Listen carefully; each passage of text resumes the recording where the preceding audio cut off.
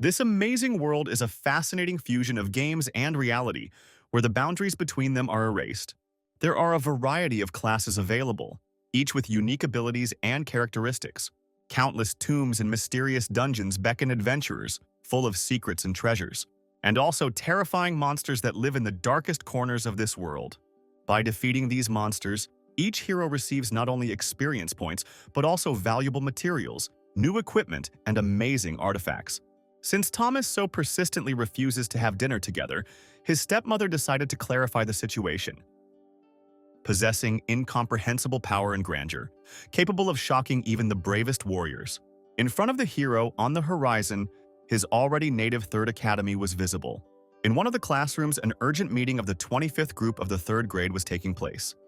The teacher slammed his hand on the board and asked for attention.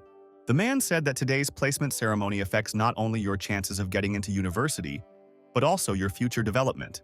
You must be confident in yourself even though the results do not depend on you. If you are strong in spirit, then there will be a chance to get a combat class. This day has come. 3 years have passed since Phil came here from Blue Star. After 3 years of living here, he began to understand this world better. There are 3 main groups of classes. At the top are combat classes such as warriors, mages, archers, and others. This class has powerful abilities for exploring dungeons and collecting loot. Everyone dreams of being among them. In the middle are the enhancement classes such as sorcerers, healers, and others of the same kind. They can create special items with powerful effects, but buying the materials will cost a pretty penny, so only the rich can afford to buy them. Finally, at the very bottom are the common people, cooks, herbalists, miners, and the like. They are forced to live an ordinary life, working hard to feed themselves. Aunt Phila, named Hannah, is an excellent cook who has to toil in a small bakery to pay for her nephew's education. Hannah is only 8 years older, but she supports Phil in every way. He sees how hard she tries to survive in this world and provide her aunt with a good life. He must become a better warrior, the boy thought, his thoughts returning to the image of his radiant aunt, whose smile always lit up even the darkest days. The teacher's phone rang. He picked up the receiver, listened to the information, and answered the principal that he understood. Clenching his hand into a fist and raising it, he addressed the students and said that the sorting ceremony would begin very soon, and it was time to move out. All the students were delighted and ran towards the exit. Only Phil remained confused and frightened, remaining in his place. The teacher, seeing this, approached the young man and said, "You are the best in the class, don't worry so much." The man's words encouraged the boy. Phil was shocked. A congratulatory notification appeared in front of him, saying that the Super Treasure Card system had been successfully activated.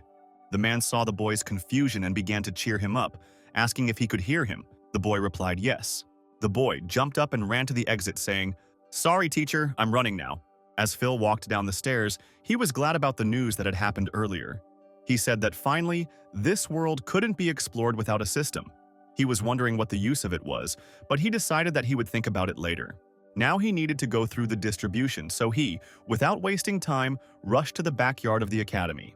Having run to the place, the young man saw the distribution crystal. He was very excited. The older man on the stage asked to create silence. The students were talking among themselves. Many of them wanted to get into the combat class. Others were praying that they would get into any class, but not the third, the lowest one. The man broke the silence and began to speak. He said that the ceremony was beginning and introduced everyone to the priest who would conduct this ceremony. While Phil was watching the events on stage, he received a new notification, which said that he had received a new skill, Identifying Eye. The guy, without thinking twice, decided to use it and opened information about the priest. It turns out he could see information about the person. The man shouted at the students because they were not following the rules and again asked for silence. He announced the rules that the students whose names he would call must come onto the stage and approach the crystal. An unknown voice told the hero to fulfill his request, but to be extremely careful. Tom approached the crystal. He had high skills. Although, of course, the distribution is random, but the better the characteristics, the higher the probability of getting into the combat class. The exciting process of class assignment began, and at that moment the stone suddenly began to shine, as if awakening from a long sleep. After a few seconds, it was already filled with a bright, dazzling light, as if immersed in a flame, the sparks of which danced around, creating a magical atmosphere. People from the crowd started shouting. Some suggested that he was a magician, and it was a fireball. Some said that they envied him and that he was guaranteed a bright future.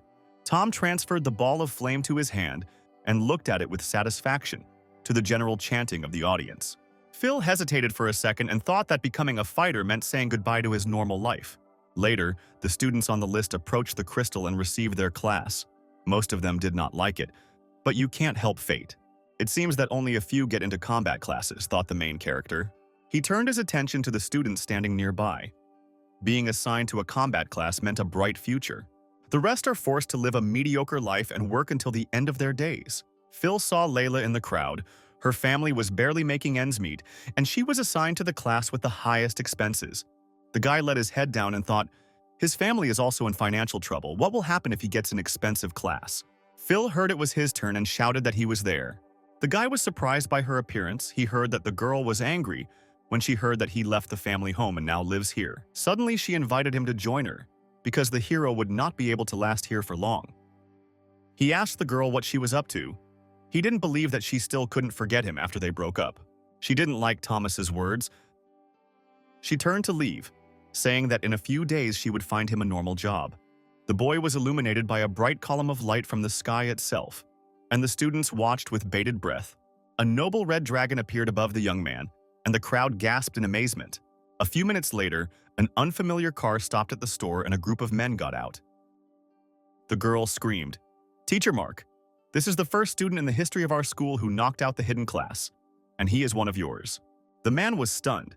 He said that if the boy really got into the hidden class, became a dragon blood warrior or a mage, then he would become the strongest and go down in history. "It's been 10 years since anyone got a hidden class," the teacher added. The girl confirmed. "Now he's the best in the academy." The man was still breathing shallowly and unable to gather his thoughts together. He shouted to the guy unbelievably, "Phil!" The young man raised his head to the sky and saw his beautiful dragon.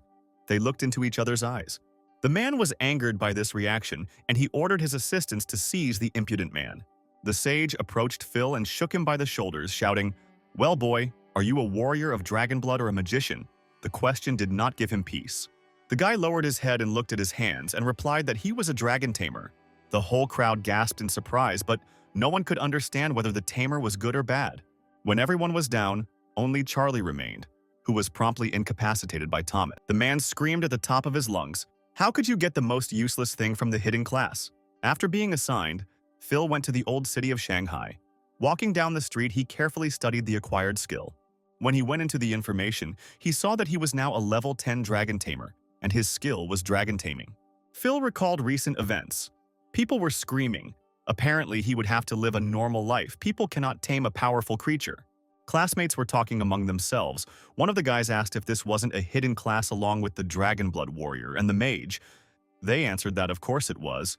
But where to look for the dragon? The sage approached Phil and said sympathetically, "It's okay. It's still a hidden class after all. Unlimited potential. Maybe you can tame the sub-dragons and become the strongest." Blue. How, the boy thought, could a dragon tamer have limitless potential without a dragon? Sub-dragons. These ferocious beasts are simply nothing compared to dragons. But for the last 800 years, not a single one has been seen. Not a single tamer has tamed one. No matter how powerful people are, they are only ants. Trying to tame them is like believing in a miracle. Not to mention, without the dragon, Phil won't even be able to unlock his skills. After being assigned, the guy immediately rushed home and came to his aunt's bakery. He was upset that she worked so hard to provide him with a better future, and he could not repay her in the same way. When I went inside, the guy shouted, "Auntie," and I came back and smiled. Hannah threw her arms around his neck and hugged him tightly.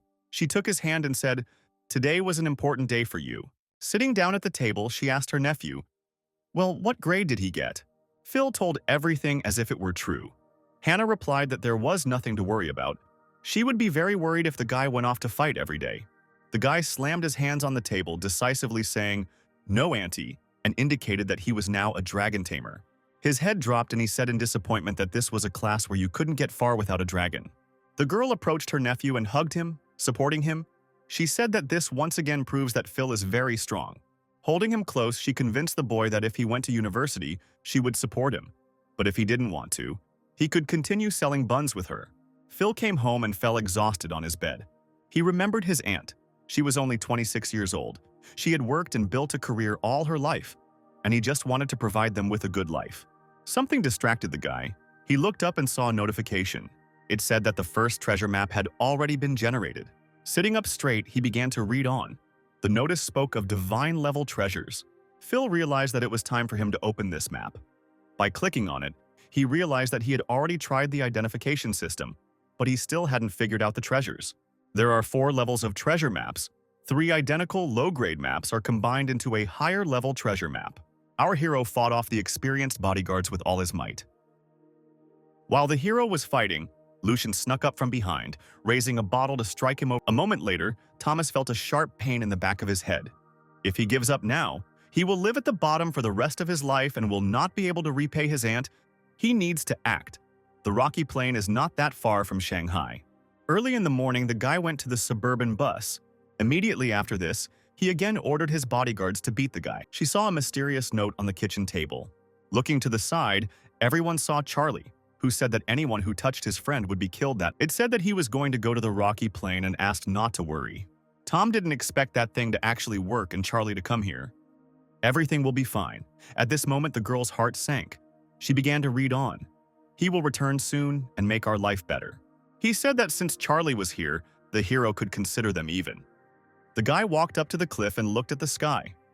He was on the very edge of the rocky valley. Phil felt like he was supported from behind. Turning around, he saw his familiar fellow travelers. The girl greeted him. The boy felt someone's hand on his back and turned around. In front of him stood an old man who said to him, "Brother, come with us." Phil shook his hand off and said no. The big man asked him to think again about his answer, and the old man added that it was too dangerous for such a young man to stay alone in the desert overnight and laughed. The guy didn't answer, but just thought that they wanted to rob him. Of course, killing people and robbing them is easy, Phil thought. The old man asked again whether he had thought about it or not. The guy huddled up and grabbed his things tighter. It looks like they're going to attack the guy. The strangers came closer. The big guy asked again if Phil would go with them. The guy turned away and said no. Moving further away from the group, the old man said that the guy would not survive in the wild, and he added that this night would be more dangerous than he could think. Phil remembered that he didn't have any skills yet, so he had to avoid things like that and said that he was a summoner, so he didn't need companions. The old man glanced at the boy and said that it looked like they were worrying about him for nothing, turned around and suggested that the group move on. She brought ginseng soup for Charlie and started feeding it to him. Finally, moving away from the guy, she turned around and blew him a kiss. Phil turned away from her. Even though it wasn't as safe outside, it was still better than with these thugs, he thought. His strength was waning, and the road was long. It was pitch dark outside. The guy needed to go faster, and he opened his card. After walking a little further, Phil sat down in the bushes, with a herd of level 8 antelope visible in front of him. Returning to her lover, she kissed him on the cheek, saying that she would not disturb his party. The hero made a large circle for safety reasons, but it didn't make him any safer, and he went straight through the packs of level 7 wild horns. Quietly making his way through the animals, the boy knew he needed to go faster and not attract attention. After the man's explanation, everyone sitting there also wanted to buy this product. The wild horns paid attention not only to the toad, but also to the guy. The next morning, he asked the system to transfer him to another world. Phil was smart, and to avoid running against the herd, he jumped to the side into the bushes. Having fallen to the ground, he came to his senses and saw that he had crushed the toad that had caused his night run.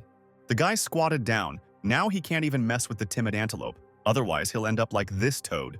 The hero received a notification that the location of the treasure map had been reached. He opened it and saw a red dot on it. The young man raised his head. He found the place on the map. In front of him, he could see 2 small mountains that were glowing from within. A few moments later, Thomas took out a healing ointment that the man must apply to his body but the hero said that he would not give it to her for free. She had to pay with something. The shell cracked. The little dragon was about to emerge into the world. The guy asked if that was all. Taking out his machete, the boy realized that he was in for a tough adventure because there were animals everywhere, and he struck the bloodthirsty gray fox with his weapon. But the animal had no plans to retreat, and she bit the machete with her sharp teeth. Phil threw the fox back with all his might, and it fell to the ground. This fox's skill was triple strike and bloodthirsty recovery.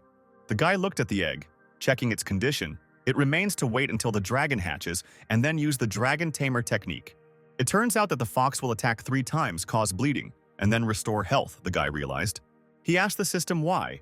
As soon as he completed the exchange, he was immediately thrown out of that world. The main thing in this competition is not to miss 3 hits and not to let her recover. 2 blows were behind us. There was only a little bit left to hold out. The fox did not calm down. At first glance, she was so small but so dangerous. Phil gathered all his strength into a fist and hit the animal. The bloodthirsty gray fox was defeated. The guy got to his feet and wiped the sweat from his face, but again heard sounds behind him.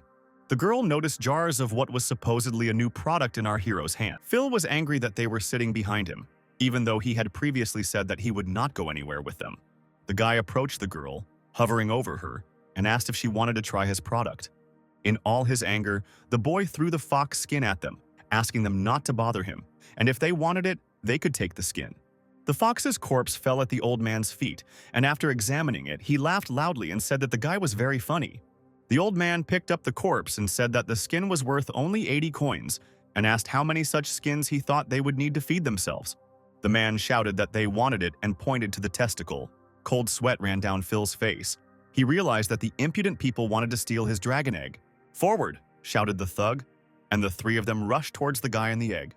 A few hours later, the couple arrived at the hotel where the celebration. At that moment, a girl ran up and put a knife to his neck, ordering him not to move, otherwise she would scratch him. The man who came out of the banquet hall caught the attention of the guys and told them to quickly go inside. The big guy took the egg out of the nest and stopped to watch everyone. The man, saying that he was a good man, ordered Phil to be killed. The girl leaned closer to the guy, saying that it was a pity that they would still have to say goodbye.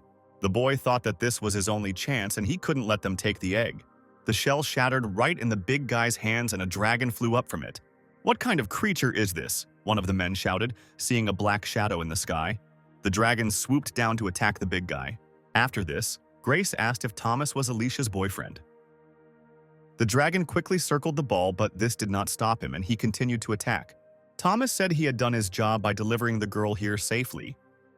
Alicia wanted to object, but he only asked if she needed him to accompany her to the right table. The next second, the dragon dealt heavy damage to the man, blood splattering all around.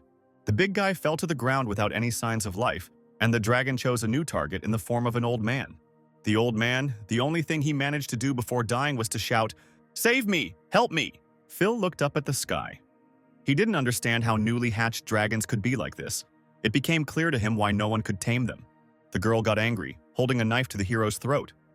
"What did you blurt out?" she asked. "Was it really a dragon's egg?"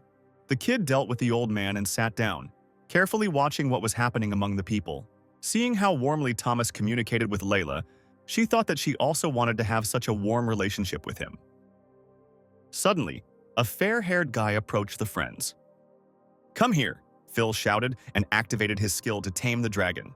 The girl, raising her head, watched what was happening, asking who the guy was. Thomas did not understand what engagement was being discussed. The girl got scared and screamed.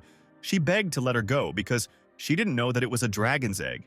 Phil and his dragon hovered over the young lady. He asked how many people she had killed for the treasure. "So go to your friends." His words sounded like a sentence. The dragon rushed to attack the girl, who in turn screamed and tried to run away.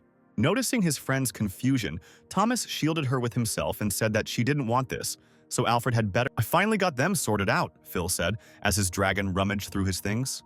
The boy couldn't believe his luck and grabbed the little dragon and lifted him up like a child.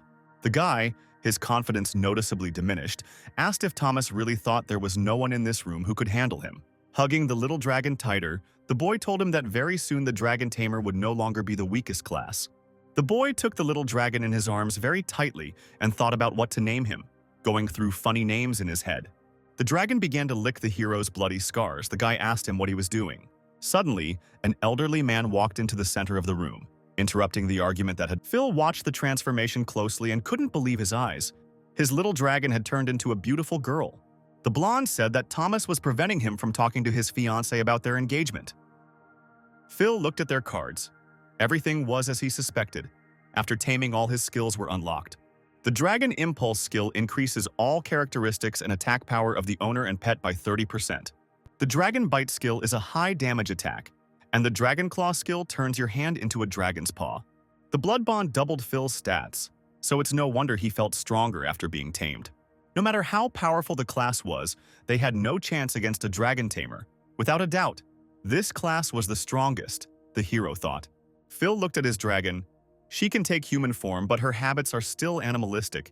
He began to think about what to name her. The guy started thinking, remembering that she was born at dawn. He decided to give her the name Zarya. and it seems that she liked this name.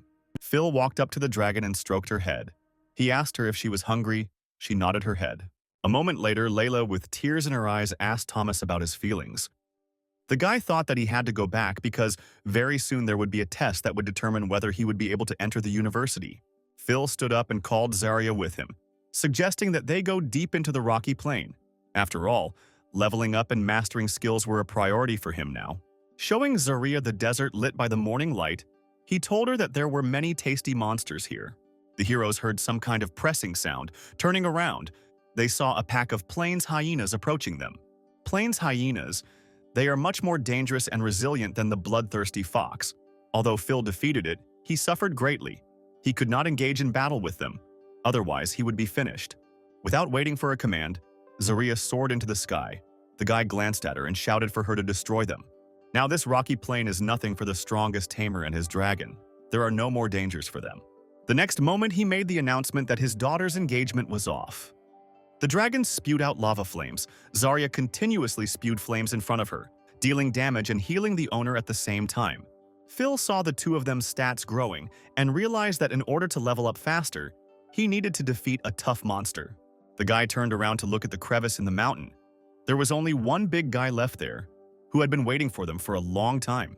Coming out of the cave, a three-headed bloody lion of an impressive level appeared before the heroes. When Thomas said that the only reason for this engagement was a rare genetic disease, Vincent lost his temper, threatening the guy that he would drag him through the courts for slander. The lion roared. When three heads roar at the same time, it increases its defense and attack power for a while. Immediately after the head, a triple flame is created. The flame from the three mouths gathers into a fireball, causing area damage. It takes some time to recharge. Phil told Zara that they needed to work together to interrupt his skill. The dragon was a smart girl and began to accumulate strength. The next second, he felt his body fill with energy, and all the painful sensations disappeared. Zarya activates her jaw attack, causing her to bite her target while moving at high speed, dealing continuous bleeding damage. Alfred was not happy and asked about the reasons for this decision. Zarya struck one blow after another until the lion fell dead. "Done!" Phil shouted. He thought the monster was cool because it raised so many levels for both Zara and the guy. Phil received a notification about a new map. He was happy and thought, I wonder if there will be something exclusive for the Tamer there too. The guy enthusiastically ran on and shouted to Zara, inviting her to look for treasures. The girl happily ran after him. Far away on the rocky plain stood three people, discussing something among themselves. One of the girls turned to Uncle Guest and asked him if they would really just miss such a rare opportunity. The man answered the lady that they could not do anything about it. Uncle Ghost was a warrior in the combat class. He said that to open the dungeon you need at least 5 people, but they didn't have that many. He suggested going back to the city and bringing a couple more people. His speech was interrupted by Eliza. She was a robber in the combat class. She was against it, because the trip there and back would take at least a day. Ms. Inga, knowing that the Dungeon of Possibilities was only open for 24 hours, added that if they wasted a day, it would be too late. The guest approached Mrs. Inga and asked her not to worry, because with her power she could open many more dungeons. She heard her uncle, but she was offended. The group heard some sounds. Ghost took out his sword and asked who was there. Phil came out from behind the tree and asked not to worry so much because he was just passing by. The guest came closer and addressed the young man, saying that this was no place for treasure hunters. The girl stopped the man and spoke herself, saying hello. She said that they came from the city of Shanghai, and her name was Inga, and asked the guy for a favor. She needed them to unite for a while and go into the Dungeon of Opportunities together, and offered Phil 100,000 dragon coins for this. 100,000. Phil was surprised. He knew that Inga's family was the richest in Shanghai, and now she was asking him to personally go with them to the dungeon. The girl continued that they just needed to gather the necessary number of people to enter there, and he wouldn't have to do anything. The guest headed towards the portal and said in conclusion that such an opportunity was not lying around on the road and urged them to go. The guy replied that he wasn't interested in money, so he wanted to cooperate according to the rules. The group turned to look at the guy, not understanding what he wanted from them. Eliza asked if Phil meant that the rewards would be distributed based on strength. Mrs. Inga thought their average level was about 20, and the guy looked weaker, so he was either so confident in himself or just arrogant. The girl extended her hand to the guy and said that if he insisted, they would form a team according to all the rules, but they would also pay the money they had promised earlier as a sign of their sincerity. "Shake on it," the hero replied, and shook Inga's hand in return. He immediately took the girl inside and began looking for a drug that could help the girl. Phil thought about his baby. He knew that if these strangers found out about Zara, there would be a lot of problems. So he decided to pity her and left her to sleep, and he confidently went to take all the rewards of this dungeon. The guy resolutely walked through the portal into the dungeon. Opening his eyes, he explained that yesterday, when he was looking for medicine for her, she was too active and had to be tied up. The guest looked around, saying that it was too quiet and there were no sounds except their voices. Eliza added that the air around was very heavy and there were no signs of life. The man looked at Phil and asked if he had any equipment or weapons. Phil laughed and immediately took out his black dragon sword. After defeating the lion, the treasure map gave him the opportunity to replace it with a machete. He replied that after Lucian left, he had not seen Alicia anywhere and suspected something was wrong. A hand suddenly emerged from the ground, frightening the grown man. These were rotten zombies. They knew how to pounce on people, scratch and bite them, but any attack infects a person with cadaveric poison. Simon, a level 20 knight, activated his shield and began to push the corpses away from himself. Uncle Ghost shouted to the boy that he was a good boy, and he and Eliza began to attack. Phil saw that their team had a knight, a warrior, and a rogue. A very reasonable team composition, he thought, especially the level 28 ghost. Hours later, they sat in the hospital corridor, waiting for news about Layla's condition. She activated her skill. It was a rain of divine light. This rain deals damage to enemy targets within its radius and heals an equal amount of allies. After this, the man said that the girl had developed a hereditary disease for the first time. Although she had taken the medicine and now her disease was under control, but the situation needed to be monitored.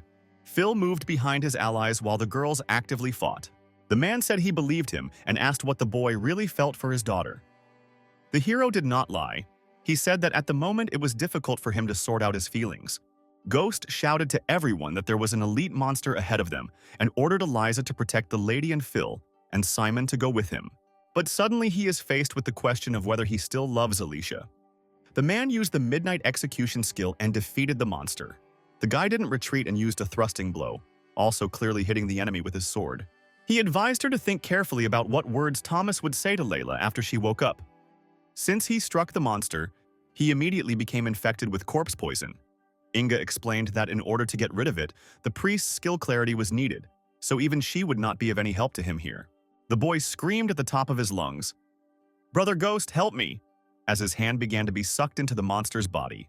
When the guy started saying that his biggest mistake was that he didn't kill Thomas, the man couldn't take it anymore, and then he ordered Eliza to move to the front row and protect against the zombies. Phil entered the fight, saying that there was no need to disturb the girl and asked her to leave it to him. The man said that from now on Lucian need not worry about Thomas. The guy did not listen to the stranger and continued the fight, waving his sword. No one present believed their eyes. The once timid student began to fight like a real warrior.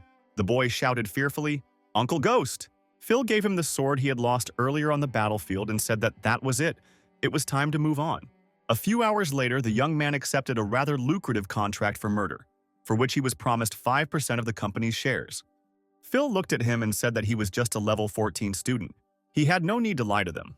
Mrs. Inga tried to heal Simon, but after hearing this dialogue, she became wary. Level 14, and the attack power is higher than that of Ghost at 28th, she thought. Suddenly, a monster jumped out at the girl and was very close to her. Eliza intervened and stood between Inga and the monster, shouted cautiously and pushed the girl back. Phil was faster than lightning and outpaced Eliza before she could engage in battle. The guy started fighting the giant. His blows were accurate. At that moment, he realized that the level of each new zombie was getting higher and proposed his candidacy for the role of the attacker in the front row and asked if everyone agreed with this. Everyone silently agreed with him, and Eliza thought that maybe he was the one who was rumored in Shanghai. Inga stood in front of him and said that it would be as he wished. He and his uncle would lead the team, and she would take care of her brother Simon. The guy turned around and loudly told them to call him Phil. After that, he was pleased with the pleasant sensation that appeared in his. The team moved forward. The girl remembered the guy's name and that everyone said that he received the Dragon Tamer class. Inga dismissed these thoughts because he couldn't be that strong with that class. The team advanced to the very center of the village of Sorrow, killing all the monsters along the way. Phil looked at Simon. Inga's skills can't remove the corpse poison, and the portal will only appear after defeating the secret guard. He needs to act quickly. Otherwise, the boy will die here. In gratitude, Alan gave the guy a box with spiritual pearls, some techniques and medicine. The exhausted guest approached Simon to check on him. He tried his best to maintain the image, not betraying the inner joy that he had been very lucky today. Simon managed to tell his brother to hold on and then fell exhausted to the ground. The team's heroes were distracted by loud footsteps. Turning towards the sound, they saw a huge iron zombie in front of them. Eliza was scared and screamed, and here was the boss she was looking for earlier. Simon's cadaveric poisoning was so severe that the piece of iron could swallow him. Thomas told Charlie not to worry about it, but Charlie said he didn't like the information he found out about the guy. Ghost entered the battle using his midnight execution skill, but it didn't help him. The monster didn't learn any lesson thanks to his iron armor. Thomas and Charlie were amazed at how easily Bruce took the girl, watching the helicopter leave. The hero struck the main zombie with all his might with his legendary sword. A few hours later, both men were at Charlie's house trying to find out where Sanchez lived, and once they got the address, they immediately got ready to go there. In response, Phil activated his dragon blood armor and decided to deliver a couple more blows, but much faster. Noticing the barely alive Simon, the zombie boss headed towards him, activating the fusion. Having started to attack the opponent, Phil gave the order to Inga to help him, and to Ghost to protect Eliza and Simon. The armor activation was successful. Now the guy has partially transformed into a dragon. "I understand," Inga shouted and began to summon her healing rain. Phil used the dragon claw to attack. The guy's strength at that moment overshadowed Zarya's. The man said that at Layla's birthday party, Thomas had already made many enemies, and if Charlie was close to him, he would get him. Sanchez suggested to the elder Mitchell that he formally sever all relations with Thomas. Ghost suggested that this iron giant needed to merge to maintain its form. Phil turned around and suggested finishing it off. Uncle looked at the boy. During all the years of staying in Inga's family, he had told many masters, but he was sure that Phil had a hidden class. The monster began to come closer, its only eye bloodshot. Phil activated the skill again. Inga saw it and sighed, realizing that his true form was appearing. The guy asked to leave the monster with him and soared into the air, aiming at that very one eye.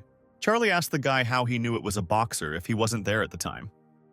Realizing his mistake, Bruce realized that he could no longer pretend, and his partner appeared. Everyone was shocked. Eliza asked if the boss was defeated. Inga looked at the guy seriously and plunged into her thoughts. Such a powerful skill. She had never seen anything like it. He killed a level 20 boss with one blow. Who is this guy? After the dust cleared, the group saw the treasured chest. All the participants approached him, and Inga announced that, as they had agreed, the awards would be distributed according to the rules, and apologized for underestimating the guy. The guests supported the girl's speech, saying that Phil would definitely have been able to get through the dungeon alone, and laughed. The hero said that he would definitely save her, but first he would provide him with the necessary help. The chest contained various potions and elixirs, and one mourning bracelet. Inga called Ghost to her and asked him to quickly give the medicine to Simon, while Phil thought that there simply couldn't be such rewards in the hidden dungeon.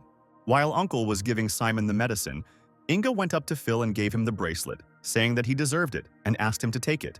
The team moved on, but the girl voiced the thought that they had defeated the boss, but the portal was still nowhere to be seen.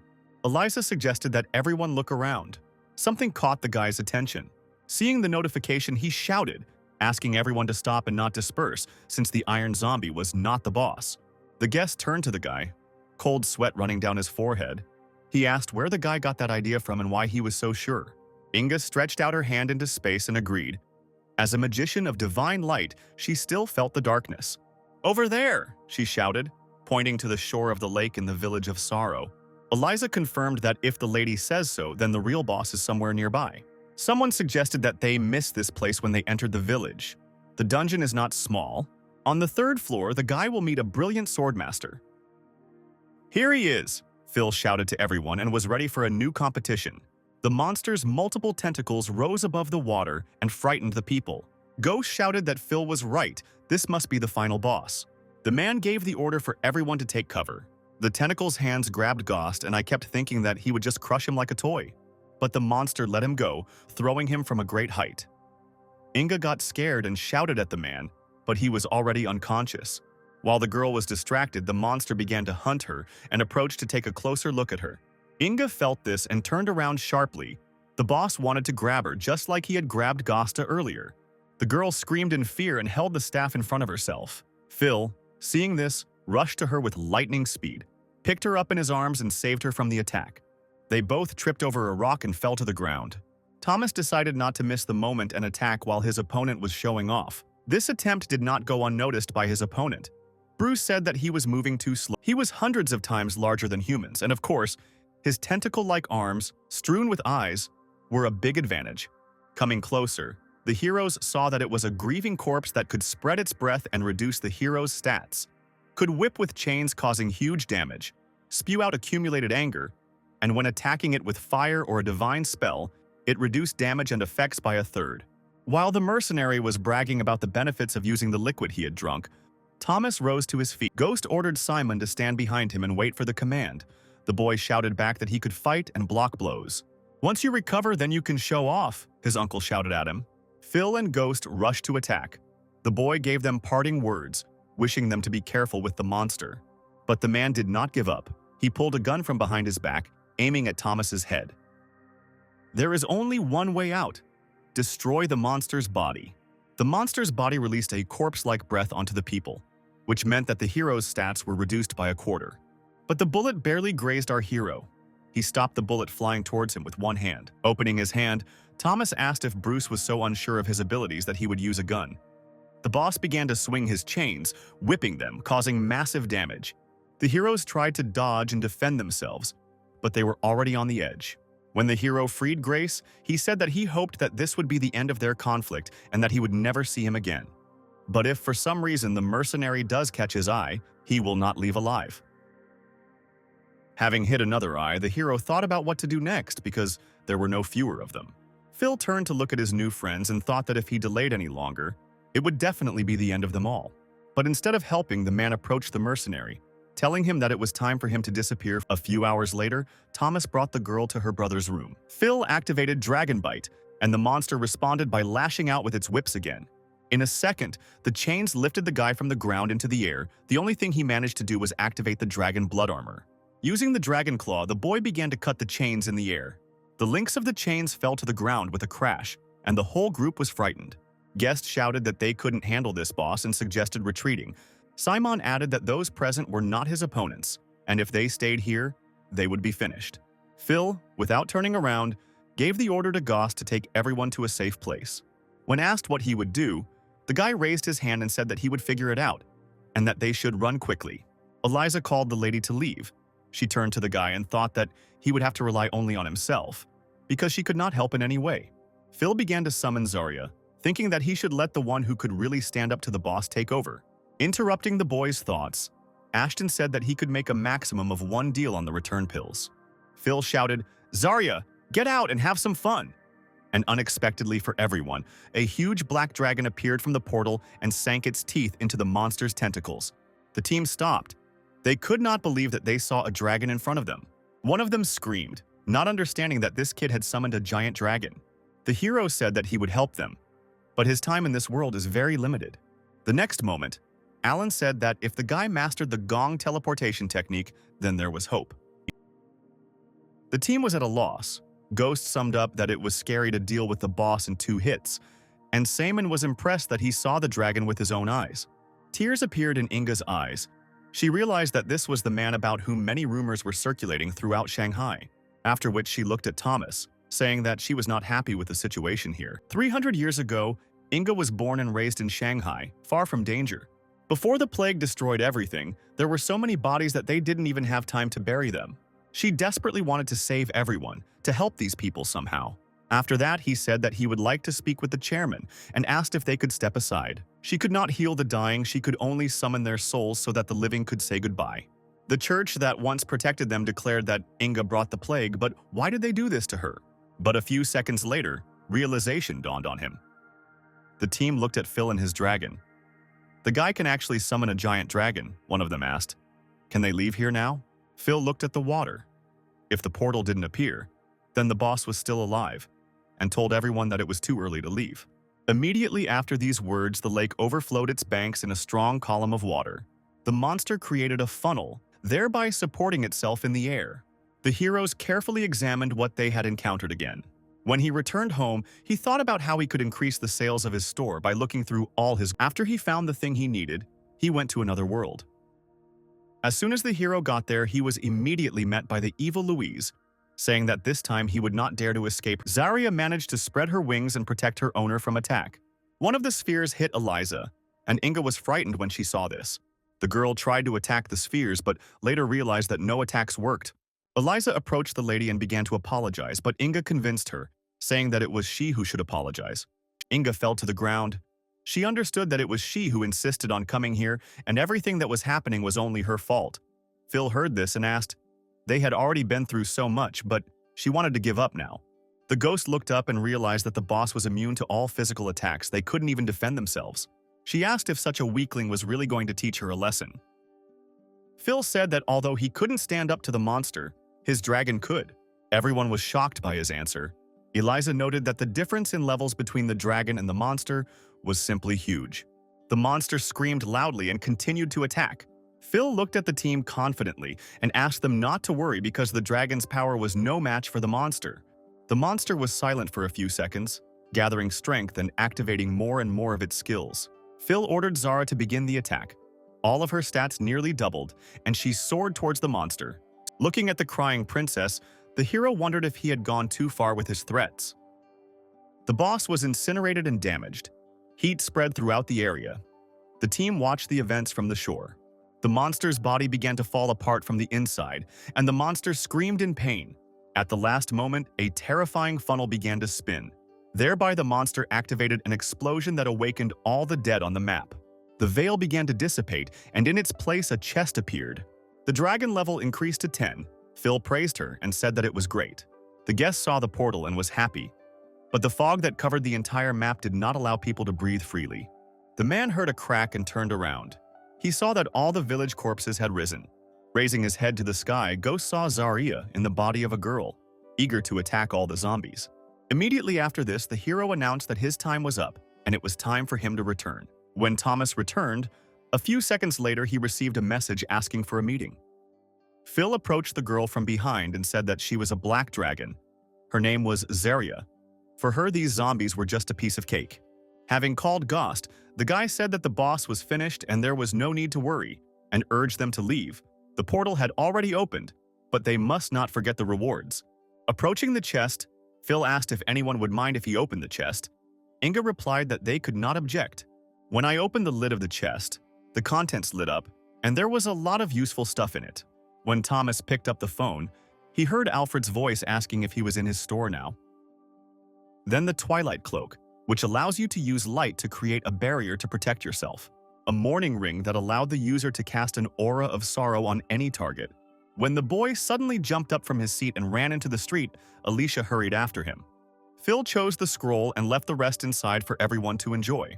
Inga cried out that the guy didn't have to take just one thing, because according to the rules, everything here was his.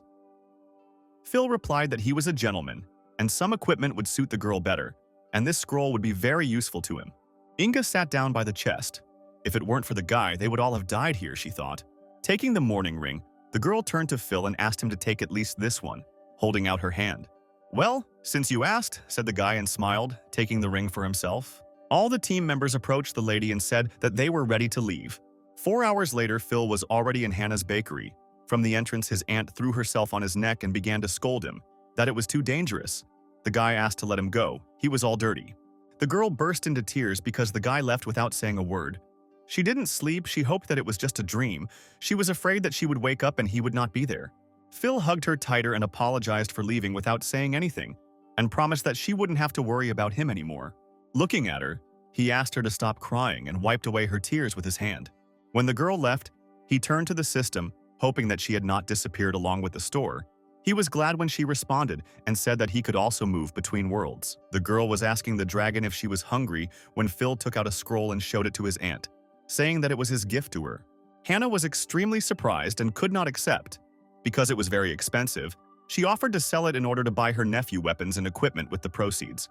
Phil silently took out his phone and went into online banking, showing his account to his aunt and saying that he didn't need the money. Hannah asked him where he got that kind of money from. The guy replied that he sold the materials he got during his journey, and Inga also gave him 100,000 coins as a reward, so they wouldn't have to worry about money anymore. Phil insisted and handed the scroll to Hannah. It was best to use it now, the girl agreed. Upon opening the scroll, the room was filled with a bright light that could even blind. Hannah floated in the air, and a pleasant aura formed around her. Phil couldn't wait. He asked his aunt if she had succeeded. The girl looked at herself and replied that she had been promoted. Now she was an enchanted cook. The guy was happy for the girl, but lost Zarya. She had just been here. Zarya was actually in the kitchen, and out of sheer hunger she ate everything she could. Night, the study in the villa of Inga's family. Her father asks her that, after all this, Phil the Tamer summoned a powerful dragon and saved you all. The girl guiltily lowered her eyes and replied that it was all because of her. They almost died there. But Phil was very strong and had a hidden class. The man looked at the city mysteriously and asked his daughter if she had told anyone about the dragon yet. The girl answered in surprise that no one, because she had promised Phil that his dragon would remain a secret. The next morning he found himself at the multi-story building where his deal for the day would take place. Inga suddenly stood up from her seat and shouted to her father that the boy had saved all of their lives, and she asked if he would tell her anything about the guy's dragon. Robert burst out laughing and asked how his daughter was going to repay Phil for saving her life. The girl replied that before the test, she promised him 100,000 coins. The man exhaled and ordered to go to the guy tomorrow with a postcard and thank him personally. Inga naively clarified that if her father was so interested in the guy, then maybe they would go together. Robert leaned back in his chair and said he would be happy to, but he had things to do.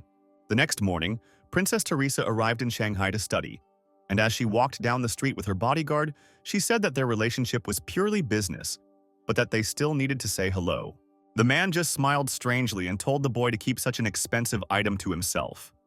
At the door, they saw Hannah, who was carrying something to the kitchen. She allowed them to go inside. Approaching the kitchen, the Hannah stuck her head out the door and asked for forgiveness, saying that if the guests were for buns, then they were not working today. Princess Teresa approached the security guard and asked what kind of dump it was, and the man replied that he had been informed that this was the exact location. Hannah asked who they were, but without answering, the man pushed the girl away with force and the heroes went inside. The girl stood in the middle of the room and shouted that the princess had come to pick up someone and asked Hannah if she knew a dragon tamer named Phil. The guy approached the stairs and found out if they were asking about him. Hannah stood holding her hand. It hurt. Phil saw it and ran straight to her. Coming closer, the guy asked what happened and what was happening. The aunt answered that everything was fine. The girl arrogantly said that she was a princess and had come here especially for him.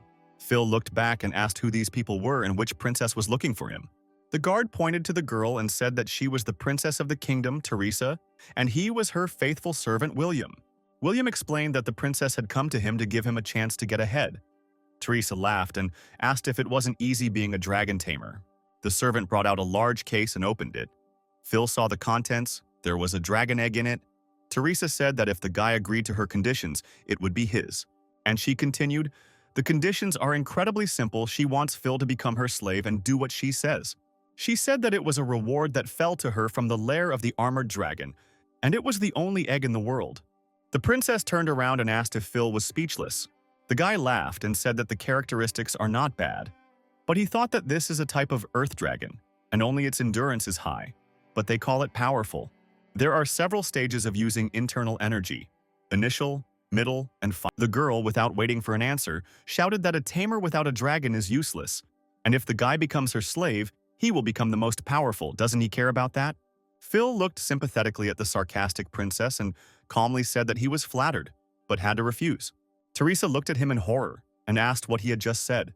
Thomas regretted that his time here was limited and he could not help them in any way. Phil looked irritably at the uninvited guests and replied that if they came only for this, then let them go. He was not interested in this egg, and even less in being a slave. William entered the dialogue, saying that the princess personally gives him a chance to reach heights, and he speaks so rudely to her and does not appreciate it. The guy confidently asked him not to make fun of him. He wasn't going to be anyone's slave. Teresa gave orders to William to teach Phil a lesson. Hannah jumped out in front of her nephew and asked him not to touch him. William came closer and said that it was the princess's order and hit Hannah hard in the face. Phil immediately began to lift his aunt to her feet. She replied that everything was fine and she was okay. William clenched his fist. Some commoner dared to disobey a noble princess.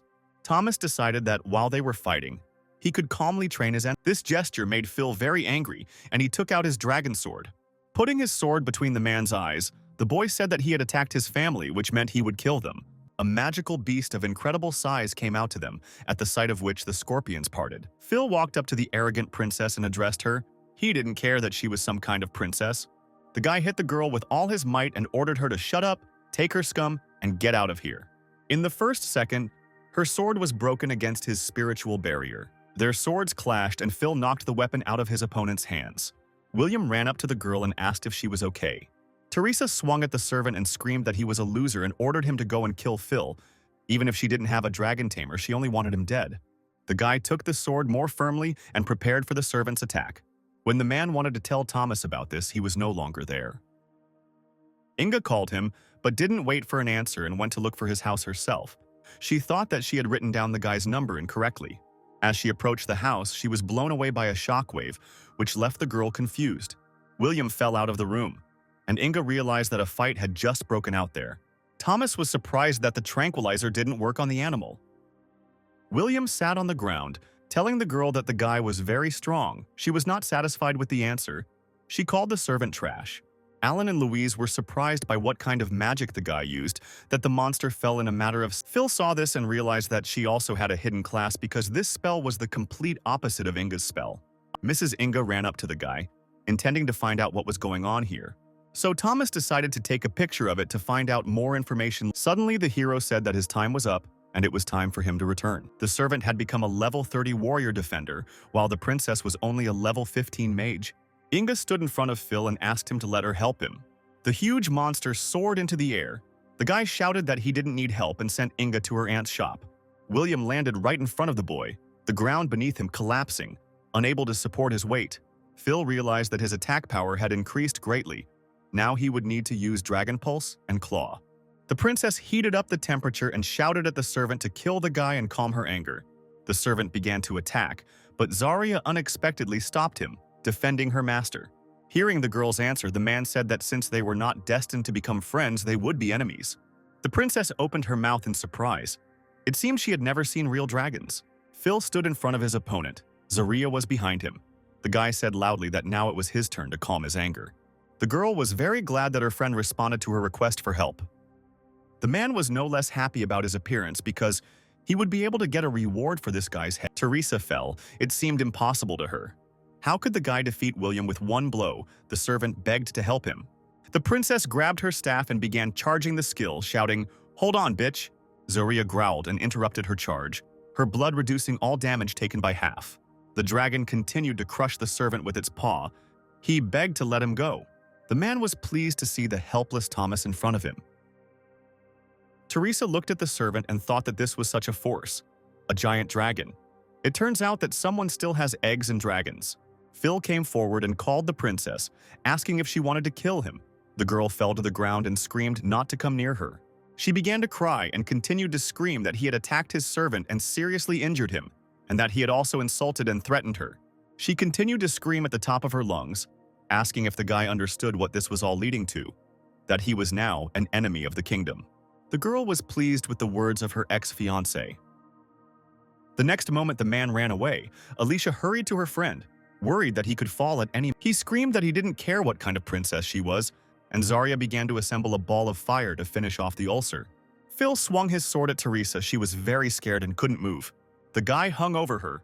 The dragon's fireball was already ready to attack. The hero drowned. That he would still take revenge on the girl. Somewhere far away, a voice was heard calling his name. Looking up at the sky, Phil saw Robert sitting right on the eagle. The man asked to let the princess go. The girl was very worried about her friend. She suggested that he hide here while they were hunting him. Thomas thanked the girl for the offer and said that he could not agree to this. He had to get his company. Alicia replied that she had guessed she would hear something like that and said that she would fight with him. Robert was able to fly past the dragon calmly, examining it with caution. The man and the eagle landed safely on the ground. Robert looked at the dragon again and thought that he was so unusual and different from his subspecies. Even from the ground his power could be felt, and asked the guy to take the dragon away because there were a lot of people around. Thomas was surprised when the courier turned out to be his former classmate. The hero called the dragon and ordered it to stop all attacks and turn around. Inga took Phil away, and Robert went up to Teresa and asked if she was okay, as he hadn't expected to see her there. Robert beamed and said that his family's driver would be there soon to take them to the hospital. The heroes entered the room. Phil explained to Hannah that Inga said that her father knew this princess. A few hours later, Glenn introduced our hero to Brian Kelly, a major buyer of personal care products. After Rogers said that this guy was the one who supplied the elixir of return, Thomas greeted Mr. Kelly, saying that he had heard a lot about him. Hannah approached Robert and asked him to explain to them what had happened. The man lit a cigarette and said that he could now explain. He began the story. Teresa's family has great influence in the highest leadership of the kingdom. Phil boldly replied that he didn't care what power she had, and he wouldn't sell his dignity for some dragon egg. Robert laughed and called the guy a good boy. He appreciated that, and said that they had nothing to worry about. He would help sort everything out. The man continued that in this case he would not be able to cope alone, so he had a condition. All the heroes gasped. Phil asked decisively what the man was offering. Robert asked to take first place in the entrance exams, in exchange for which he would do everything possible to detain the princess during the exam. Suddenly, Brian's bodyguard attacked the guy, who did not have time to react in time. Kelly said that's how he runs his business. Either Thomas agrees to his terms or he dies. Phil looked at Robert and answered decisively that he understood everything and accepted his conditions. The moment Kelly approached him with the scorching flame, the guy closed his eyes expecting to feel severe pain, but nothing happened. The man patted Thomas on the head, saying that he took after his father. The next day, in the main square of the Third Academy, before the big exam, the students gathered and discussed their skills. A guy in the crowd shouted out, calling everyone to look because it was Phil. The students around started to mock him, saying that the best student got a terrible class and became a loser. Phil turned around to look at this farce. The thought flashed through his head that he missed this gossip. Now he would show what he had achieved. The sage came up on stage and ordered everyone to create silence, adding that the exam was about to start. Phil thought, ever since he reached level 15, he had never used the treasure maps he received every day. It was a pity that they were all mid-rank. He thought that if he combined all the cards into one, it could help him prepare for the exam. Phil saw his teacher. He asked him if he came to take the exam. The guy answered that he trained a lot. The teacher gave him a teleportation stone. The man added that he believed that Phil was no worse than members of other classes, and he reminded the boy that one mistake could lead to death, and suggested that he try to team up with his classmates for the test. Phil thought about the teacher's words. He understood that if he took the test with someone, then the points would be divided between the team members. The guy turned around and saw his girlfriend in the company of a girl. She said that this was her best friend named Sky and she was very strong. A friend invited the guy to join their team. Phil apologized and said he planned to go alone and wished the girls luck. The girl was upset, knowing that everyone who would be on the heroes team would, on the contrary, drag him down. Sky asked her friend why she invited a guy from the weakest class to join their team. The girl firmly answered that he was very strong and would definitely take first place. Sky thought that her friend was saying this because she had fallen in love with the dragon tamer, but the girl asked her not to bother her head, and they proceeded to the test. Phil walked through the portal into the unknown. The hero refused, saying that he did not need such a low salary. A huge screen appeared in the sky, and on it was the director of the academy. He called on the candidates to pay attention to the fact that the test was divided into 4 levels. Normal level tests are controlled and do not result in fatal injuries. The difficult level contains various monsters. Points are saved when exiting using the teleportation stone. The next moment, that same classmate jumps up, telling the man to move away from his Alicia. Victor shouted out from the crowd of students and asked the director if he could see him, because the guy would get the highest score. Victor was the best student of the first academy and was among the top 5 in the province. He had a universal class. The guy decided to intervene. He said that they do not welcome outsiders at this meeting. The judges gathered in the director's office. They watched what was happening on the monitors. It was the director of the first academy, the director of the third academy, and Robert. Thomas went to meet him, entered into battle with him, and the next moment knocked him out with one blow. The director of the third academy thought about it. He felt sorry for Phil. If he had received a different class, he might have taken first place. Robert interrupted and turned to the respected directors. This time, he was in a very optimistic mood. They asked him who they were talking about. The man pointed to the monitor where Phil was standing and said that he was talking about the dragon tamer. The director of the first academy laughed, saying that all the students had already left for the test, and he still hadn't come in. What could you expect from a tamer? The director of the third academy looked at the screen with horror.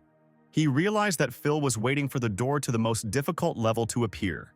The guy chose a nightmare level test, but there is no way out of it. He is too self-confident.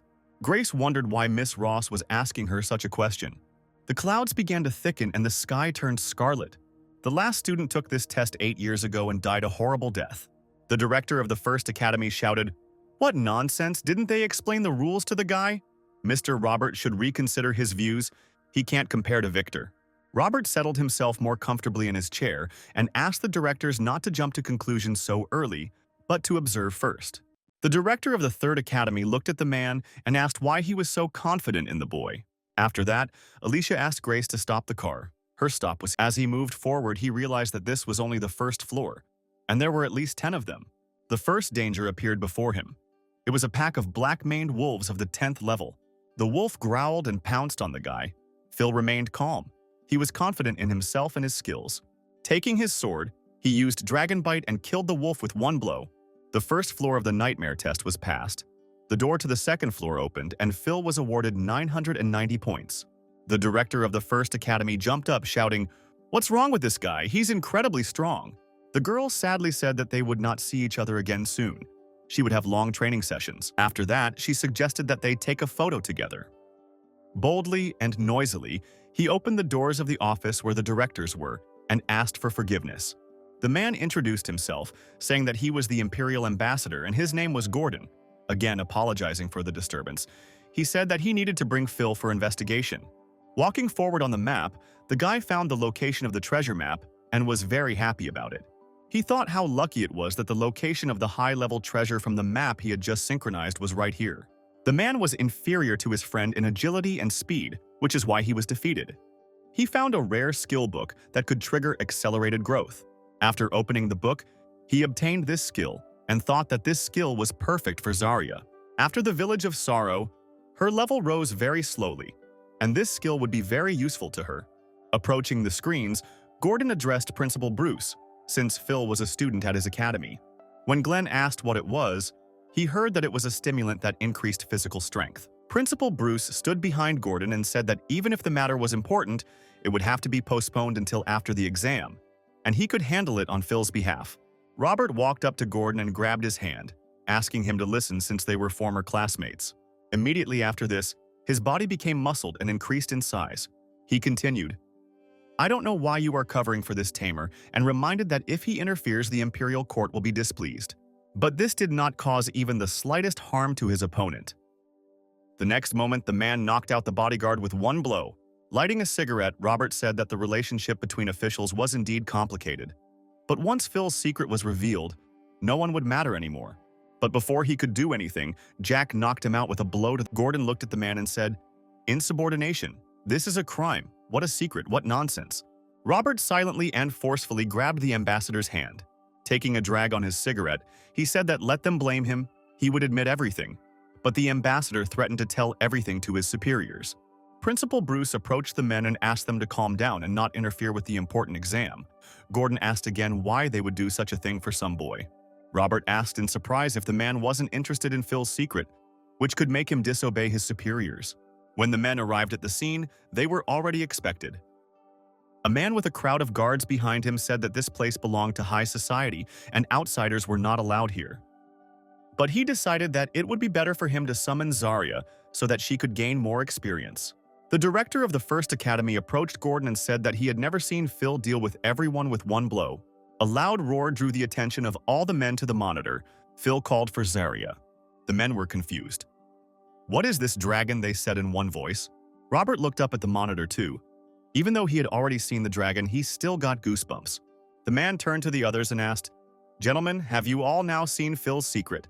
Pointing to the dragon, he added that the guy was the only dragon tamer in history who was able to tame a dragon. Director Bruce was shocked. Phil actually managed to tame the dragon.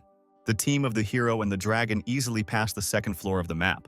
The director of the first academy clarified that no class could beat the power of this dragon. So Phil and Zarya had already reached the 13th level. All the obstacles on the map were within their reach. Director Bruce noted that it was not just the dragon but also Phil's power. By accepting the boy's refusal, Jack gave free rein to the guards who drank his drug. The man turned to the ambassador. "Mr. Gordon, do you still want to take Phil to your leadership?" The man firmly replied that today Robert opened his eyes, and he finally understood why he resisted. Robert turned away and said that in that case, he would take the video recording of Phil's exam and send it to the teacher. From now on, their relationship with the guy should not be anyone's business. The hero and the dragon had already reached the 20th level, and at the end of the corridor they noticed a bright glow. From the darkness appeared a dark priestess of the 15th level in the company of 3 giants. While Thomas was having fun with one of the men, Charlie, who had come to his senses, decided to take on the second one. A few moments later, another dozen of the same thugs arrived at the hero's enemy. The 20th floor of the nightmare level was passed. The enemy was incinerated. At the same time, Zarya's level increased to 11, and Phil's level to 16. The guy was already in first place in the tournament table, but his principle was to reach the end of the test. Looking at the dragon, he said, "Let's raise this test to the ground."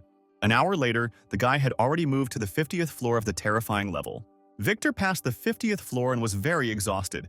It was difficult to go further. He thought that the exam this year was just terrible. There were at least 70 monsters here. How difficult. To the boy's surprise, the man also used a second-level spiritual energy ability. Victor looked up at the sky and laughed, ordering that the top 10 universities be contacted immediately and told to prepare for his admission. After this, Jack asked the hero if he knew any second-level tech. Director Bruce said that the 50th floor is the nightmare level. The place where all the previous ones failed is here. The director of the first academy added that this level would be a turning point. Even if Phil passed the test, he would progress more slowly after that. On the 50th floor of the nightmare level, Zarya gained a new transformation skill after leveling up. Moving further along the map, the heroes heard a sharp crack. Looking up, they saw that the mountain was turning into a monster. It was an amethyst mountain giant. Director Bruce, seeing this, asked how he would fight, since there were 3 nightmarish bosses. The next moment, the hero blocked the enemy's attack with a punch to his wrist. Phil knew it would get tougher halfway through, but not for him and Zarya. She joined the fight. The boy ordered the dragon to try out his new form as a world destroyer. Zarya began to transform, bathing everything around her in a scarlet glow. Director Bruce, seeing this, could not believe his eyes. What was he going to do? The dragon, however, was still going through the transformation process, and it turned out to be slow. But the hero said that since Jack was so kind to them, they would take the chance and leave. The men didn't understand what was happening, how the dragon could change its fighting form. Robert said that if such a thing were possible, the whole world would tremble from it. He replied that if he tried to kill him, he would do so to his own detriment. Pausing in the air, the boy gave the command to the dragon to launch an attack with its jaws. The director of the first academy watched in horror as the dragon easily broke through the level 20 boss. Director Bruce thought that Phil's dragon was able to break through the defense of the amethyst mountain giant. The attack power must be over 2,000. The next boss reached for the guy and wanted to squeeze him into a fist, but he didn't succeed. Phil expertly dodged another attack. While in the air, the guy used his skills to avoid remaining indifferent. Using the Dragon Claw skill, he transformed his hand into a dragon paw, its strength depending on the pet's strength. Robert turned to the ambassador, Mr. Gordon, now, looking at Phil's strength. Is he offended that the man prevented him from taking the boy? The hero flew closer to the giant and was ready to attack him. After this, Alfred said that he was giving everyone present a chance to receive a reward if they killed Miller Sr. As soon as the man said these words, everyone in the hall took the Zarya used the Earth Rip skill, which slams the ground, dealing massive damage to all targets hit. Phil saw that their levels had risen again and thought that he had chosen the nightmare level very well. Looking around, he realized that these tests were not an obstacle for him. He passed floor after floor. The hero was delighted with the huge amount of experience. The 50th floor was passed, and they went to the next one. Robert looked at the director, saying that it seemed that for Phil, this so-called turning point floor was just nothing. The director of the first academy replied that the power of his dragon was far beyond his understanding. Director Bruce approached Robert, saying that he knew a lot about dragons. So could he tell how much the giant dragon's strength stat increased after it changed form? Robert replied that he had seen the city's most powerful bigwigs fight. And if you compare their strength, this dragon had the strength of at least 2,500. The director of the first academy, hearing this, shouted that this was above all their characteristics. Director Bruce thought that this was about what he expected. He was afraid that there would only be more to come. The man bowed his head and said that now that he had passed the 50th floor, the X+1 pattern would gradually become apparent. And he said that the X+1 pattern was formulated by the first scientist who designed this test. After passing the 50th floor, every X floors with a large number of monsters you will encounter at least one boss. This makes the trials more like a real dungeon, where players can lose their lives at any moment. However, in the trial, be it X or 1, the bosses will be of a nightmare level. Director Bruce explained to Gordon that in Nightmare X+1 mode, you can face more than one boss and increase your stats exponentially. Robert replied that it only sounded difficult and urged everyone to see how Phil handled it. But the guy in the dragon didn't care at all about this blood-chilling formula. Thomas ignored the pleas, saying that no matter what Alfred said, he did not deserve mercy. The guy could see that starting from the 50th floor, it became much more difficult. But thanks to Zara, this exam would be much easier. Director Bruce indicated that a little more than 10 minutes had passed, and Phil had already reached the 70th floor. The director of the First Academy added that, to be honest, the tower this year was much more difficult than in previous years. The director of the First Academy narrowed his eyes slyly and said that he doubted that anyone would be able to go above the 80th floor. After which the guy fell right at Glenn and Jack's feet, just as the men had predicted. Rogers was pleased that someone had finally appeared who could deal with the annoying Thomas Miller. Phil used his skills skillfully, the blood of the black dragon helping him in this. Zarya grabbed the worm with one paw and destroyed it at the same moment. The hero's levels increased by one more. Director Bruce voiced that in previous years, many geniuses spent all their energy going through the floors, but ultimately died due to their own fatigue. And he added that he believed that Phil was the first in the last 10 years who would be able to reach the 100th floor. But the director of the First Academy grimaced and asked his colleague not to rush, because one should not forget about the difficulty of the 99th level. Gordon called everyone to see that Phil had reached level 99. After passing through the portal, the guy saw some kind of crumbling room. Moving further forward, he saw in front of him a throne, to which a staircase led and dark silhouettes around it. The throne seemed to be guarded by headless knights. They stood motionless. Phil felt a gust of wind that caused all the candelabra in the room to light up. The figures came to life. They turned out to be headless horsemen, and advancing on the guy, they shouted at him that he was a murderer. All the stories from the Secret Kingdom are real. They originate from real history, like the Village of Sorrow. The ruined kingdom was formed as a result of the undead invasion hundreds of years ago, and the ruler was killed. The horseman approached the boy and shouted louder and louder that the murderer should remain without a head. Phil decided that exchanging health was the safest way to pass through the Secret Kingdom. But since he didn't have that ability, he had no choice but to deal with all four. The boy rose into the air and took out his sword and began to attack the horseman. One of the monsters shouted again that murder was a grave crime. Phil fought off attacks one after another, which exhausted him even more. His speed was increasing, but his fatigue was growing just as quickly. There were four of them, and the guy was left alone. The hero noticed that after so much time, the rider continued to chop just as before. Hovering over Phil, the rider repeated that it was a crime, his voice sounding like a sentence. The guy started a counterattack. In case the rider takes damage, he immediately strikes back.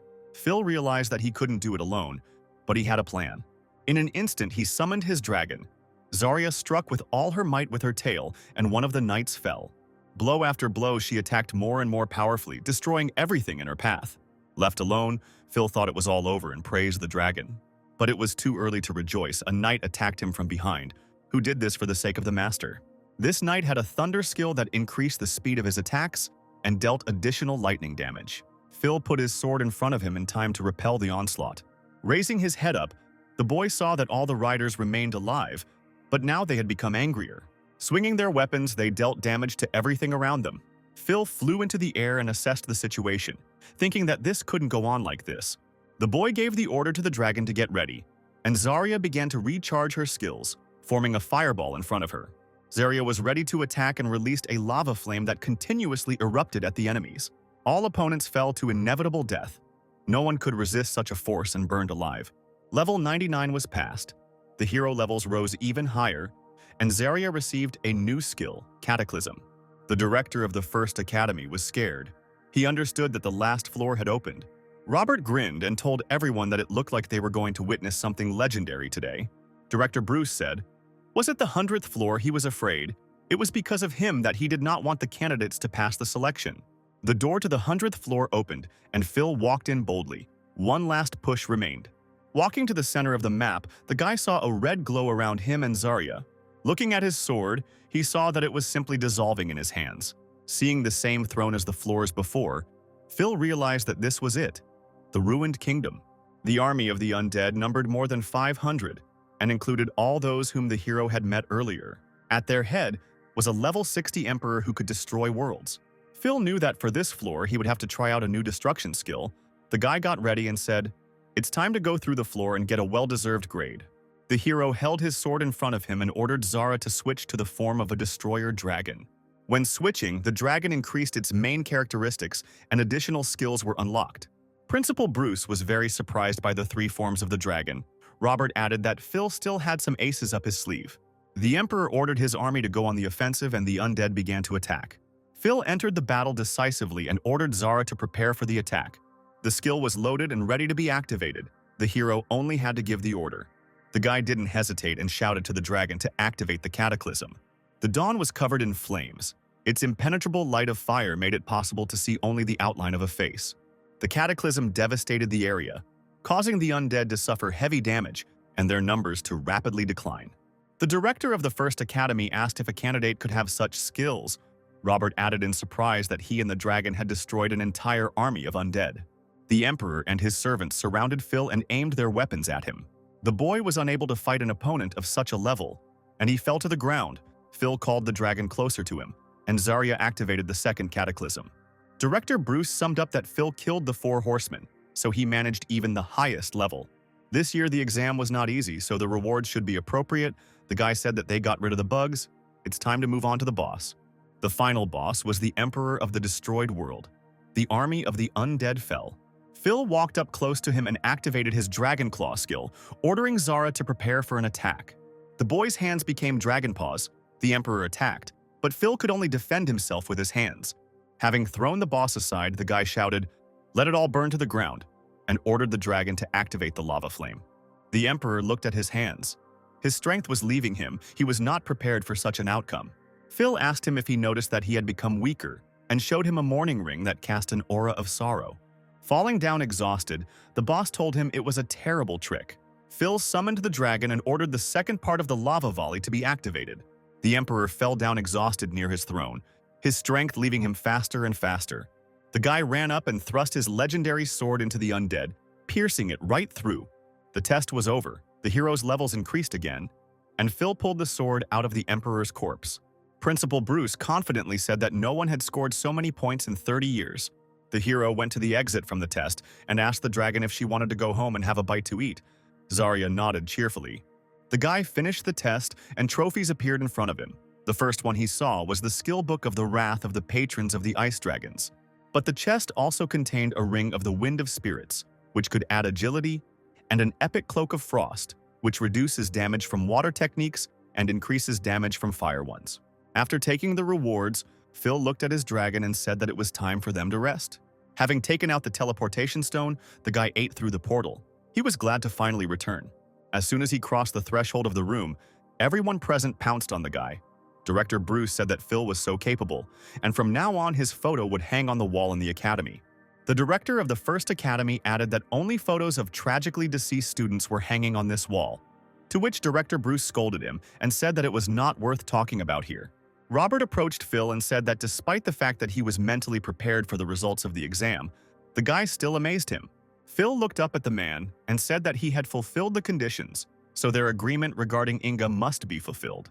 The man laughed, remembering his recent conversation with Gordon, and said that he keeps his word and will decide everything in the near future. Robert put his hand on the guy's shoulder, telling him not to worry about anything and to think about choosing a university. Gordon heard their conversation. The men began asking the guy questions one after another. Most likely, all 10 top universities would fight for him. Meanwhile, in the Land of Dragons, in the far north in an unexplored area of the 60th level, the man watched Phil and his dragon perform during the exam. The man leaned back in his chair and laughed.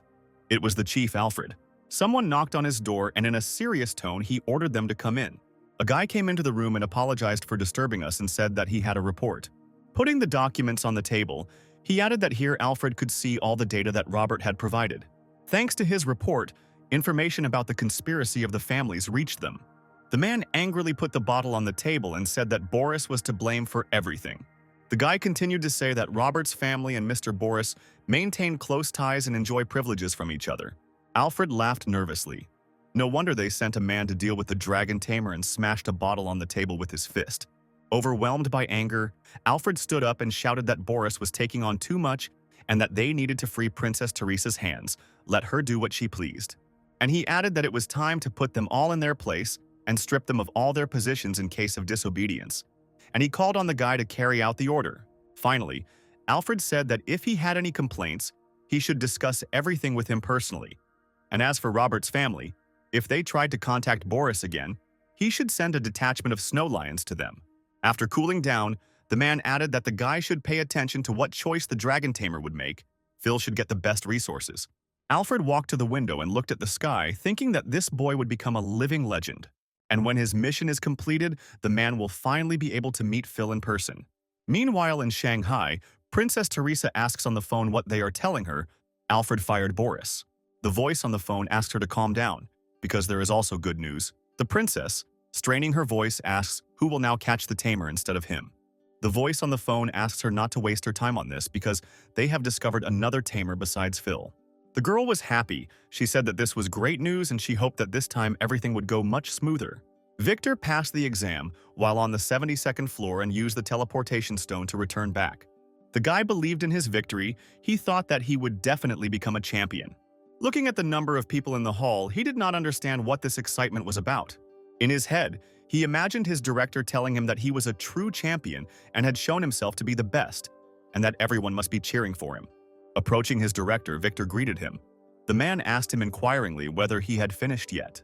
The guy proudly declared that he had finished and scored almost 90,000 points. He didn't think anyone could beat him and laughed. The director turned to Victor, saying that everything was fine, and that he too would have the opportunity to choose any of the top 10 universities.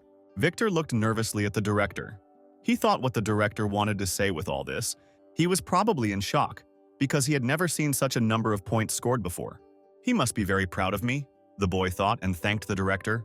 7 days later, the results were announced and Phil came to it with Aunt Hannah. From the doorway, they were attacked by people. Some offered to join their academy, some asked questions regarding admission. Robert approached the heroes and said that the results had been announced. Everyone was in shock, and they decided to see the champion in person. Hannah responded by suggesting that they talk inside, since it was very lively outside. Robert added that the 6 boxes contained a prize fund of 50 million, which the city of Shanghai would award to the winner. And in addition, Phil received an additional bonus. The first bonus was the Blue Dragon Lord's Roar skill book. After using it, he will have access to a new magic skill. The second bonus was the Elixir of Thunder. After using it, the power of lightning increases by a quarter. The director carefully selected all the rewards, especially the third bonus. Boots that recharge in literally 30 seconds. Taking the briefcase, Phil said that he would definitely need all of this. Inga entered the room, saying that representatives from 10 universities had already arrived in Shanghai, and her father had invited them to their home, and she had been sent to see Phil off. The guy was surprised and asked why so early. After all, he had just gotten to first place. Robert replied that such results are shown quite rarely, so everyone wants to see him sooner. He added that the recording of his exam and the result were hidden on purpose. No one except the top 10 universities saw them, and Inga established contact with the teacher who wants to meet him in person. Phil smiled broadly. He also really wanted to see him in person. But Robert said that it was not time yet, and there was no need to worry. Sooner or later they would meet. Inga approached Phil and asked to accept. In her hands was a purple judge card, which was worth about 10 million. Robert came up behind him in a fatherly manner and said that the boy deserved it and was worth taking. And he added that they were being taken to an event in the evening, so the map could be very useful to them. Inga shouted back to her father that the guy would relax like that. The man laughed. Grabbing Phil by the hand, Inga dragged him towards the exit, saying that it was time to say hello. At this time, Princess Teresa arrived in a forest outside the city of Shanghai. Getting out of the car and walking through the forest, she asked William what level the guy they had come to was. The servant replied that he was at 19 and his dragon was at 14. Teresa gave a sarcastic look and said that dragon tamers are so different. Moving on, they saw Oswald and his dragon Teresa. Seeing them, said that very soon they would be able to fight the boss of the 30th level. An ice lion appeared out of nowhere and began to attack Oswald. The boy gave his dragon the command to attack with its tail, and it knocked the lion off his feet. After which the guy used the Dragon Strike, which accumulates the dragon's energy and deals a powerful blow to enemies. The lion was defeated, the guy and the dragon's levels increased by 1, and their stats increased. Teresa cried out, "Not bad." The dragon egg was not given away in vain. Oswald bowed before her and replied that he was glad that he did not let her down. The princess turned to the servant, asking if he would mind handing over his weapon to Oswald. William replied that the subordinate was acting in accordance with the princess's orders. The guy approached Teresa and thanked her. With her help, he could very well become the next champion. The princess became angry and said, "Phil, remember this name until you finish him off and take the black dragon." She continued to shout that she would help Oswald become the strongest dragon tamer in history, and he would become her personal servant. And as for Phil, he needed to be dealt with. Oswald turned to Teresa and asked her not to worry. It was a great honor for him. The princess turned around excitedly and said that he was much better than Phil, and told him that she gave him a chance, but he did not appreciate it. The girl went further and ordered William to go to Shanghai and find out which university Phil had chosen. And she added that if the servant couldn't cope, she might not show up again. William replied with disappointment that he understood her. Teresa's eyes filled with a thirst for revenge. She was sure that very soon Phil would regret how he treated her. Outside the living room at Inga and Robert's estate, a girl approached Phil and asked him if he had already decided where he would apply. Inga blushed and began to justify herself by saying that it was her father who asked her to find out and said that it would be better if she went to the same place as the guy. Phil turned around and said that they said that teamwork was very important in college, so they had to work together. And if they went to the secret kingdom together, they would definitely win. And he added that he had not yet made a final decision, so he would tell her a little later. The girl thought that she did not know how many points Phil scored and was afraid that they had too big a gap. Inga shouted at the end that she would do everything possible to enroll with him. Phil said okay and headed towards the door where university representatives were waiting for him. Opening the door in front of him, he saw people sitting in a semicircle and waiting for him. The guy greeted loudly and began to introduce himself. A large man interrupted him, saying that they had seen the recording of his exam and it was amazing. But another girl began to interrupt the man. The stout man looked down on her and asked her not to interrupt as he began to talk about the advantages of his university. The girl looked at him aggressively and asked if he thought he could win her over with all this junk. The man was very angry, and the girl continued to talk about the advantages of her university. The bacchanalia began. The representatives began to quarrel among themselves and shout at each other. Phil did not expect that this was a greeting to this. The girl sitting on the edge addressed Phil in a calm tone, saying that she was Kate and represented Lund University, and told him that this year the university was providing a quota for national testing and invited the guy to come to her place. All the other representatives turned on the girl, saying that he had just finished the exam. How could he cope with the national level? The guy was very touched by the words about national testing, and he began to think about them. Kate added that national testing is a secret kingdom created all over the world. Testing will exalt the country of the winner, and the reward will be a treasure that the world has never seen before. The other representatives pounced on Kate again, saying that it was too dangerous and risky. Kate relaxed in her chair and replied that those who pass this test become truly honorable persons. Phil's words echoed in his head, and he was offered what he really wanted. The hero received a notification with congratulations and a new treasure map. The second divine level map impressed him. The previous treasure map gave him the opportunity to find a dragon egg. Kate asked again what decision Phil had made for himself. The university had not previously provided such an opportunity. The guy decided that he would go to Lund University, but he asked Kate for help so that she could help him submit his application for him. 4 days later, Hannah and Phil were leaving their bakery. Auntie saying that she never thought that one day they would have to leave this place. She felt heavy at heart, considering the fact that they had lived there for so many years. Phil told her that now they had money and could afford to live anywhere else. Auntie plunged into memories. She remembered when the guy first came to her, how quickly time flies. A car stopped in front of the heroes. Inga shouted that they had come for them. Sky added that they had also entered Lund University and a plane had been reserved for them, so they had to hurry. Phil turned to Sky and asked if she had also been accepted to Lund University. Sky replied that she and Inga had the same grades, but she wanted to study with you. Inga blushed and interrupted her friend. The girls were unaware that Phil had arranged for them to enroll with Kate, and Hannah apologized for making the girls so worried about Phil. Hannah cried and remembered the past. The guy always dreamed of going to a university with a pleasant atmosphere. How she missed the past. Inga shouted that there wasn't much time left and called everyone to get into the car. The heroes stood by the plane. Phil looked at the girls. His aunt tried to raise him to be a good person, and he really appreciates it. He said that he would definitely make her life better. And it begins. The heroes arrived in the land of the moons. The ant noticed that it was very lively there. They saw a university in front of them. Phil heard a very familiar voice and turned his head to see who was speaking. Princess Teresa emerged from the luxurious car, accompanied by William and Oswald. The princess and the servant were not at all happy about this meeting. Phil could not expect to meet Teresa at all. He wondered what she was doing here. Oswald asked, "So this is the dragon tamer from Shanghai?" He didn't even have to look and laughed. William stopped him and asked him to be calm. Princess Teresa added that the boy would be sent back if he did anything now. Oswald understood everything and apologized. Inga told the team that her father said that the princess was going to come to the country of Lung, but why to Lundu University? Kate came out of the university and was glad that they were all together, telling them that Oswald and Phil were two representatives of the dragon tamers from the southern province. So at the university they were called twins. Phil couldn't believe his ears. A second dragon tamer. That's it, he thought. A vein appeared on Oswald's face and he said through gritted teeth that he had heard a lot about the guy. Phil said that they had literally just met and asked Kate to walk them home. Princess Teresa said that they could handle it themselves, although no one offered to help them. Kate walked the heroes home, telling them that all the first-year students lived there and there were only 30 apartments. Kate said that Oswald came in second in the ranking, and in the overall ranking he became 18th, so his house will be at number 18. Phil thought it looked like Oswald had agreed to all of Teresa's conditions, one of which was to kill him or something like that. Inga asked how they would live because her and Sky's results did not allow them to enter the top 30. Kate said that the three of them would have to go to another area. Hannah walked up to her nephew and snuggled up to him, asking if maybe they could live together with Phil then. Kate replied that the rules did not prohibit it, as long as Phil himself did not mind. Hannah looked at the guy with puppy eyes and asked if she wanted to try her aunt's food, and if he minded, the guy replied that he agreed.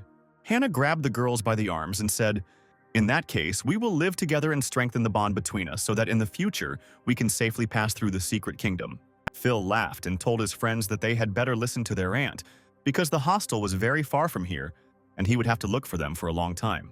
Sky replied that in that case they would stay, and Inga also agreed. Hannah was very happy that they would be eating together, and Sky went up to Phil and told him what he would get if he tried to do anything. The hero received a notification about the availability of something new. He realized that it was about a treasure, and it was somewhere nearby. Phil decided to ask Kate who lived in house number 2.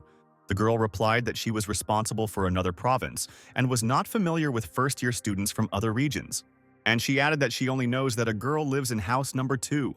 Phil asked his aunt to go to the house for now, and he went to greet the new neighbors. The aunt laughed and asked her not to forget to give him a gift. The guy replied that she was thinking about it, and he was just interested in finding out who took second place. Hannah laughed, thinking that Phil was going to the girl for romantic purposes. The guy walked up to the house, rang the bell, and waited, holding his aunt's cake in his hands. The door opened, Phil greeted the girl and introduced himself, saying that he now lived in house number 1. The girl was pretty and taciturn without saying anything. She simply looked him over from top to bottom. Phil smiled and handed her the cake, adding that he hoped for their friendship since they were now neighbors. The girl accepted the cake and went home, saying only that her name was Barbara. Phil smiled again and asked if he could come in. His throat was dry, if Barbara could offer him a glass of water. The girl silently opened the door for him, and the guy thanked her. Phil couldn't stand the anticipation of the treasure any longer and rushed past Barbara into the house. He didn't want to linger here. He needed to find the treasure as soon as possible.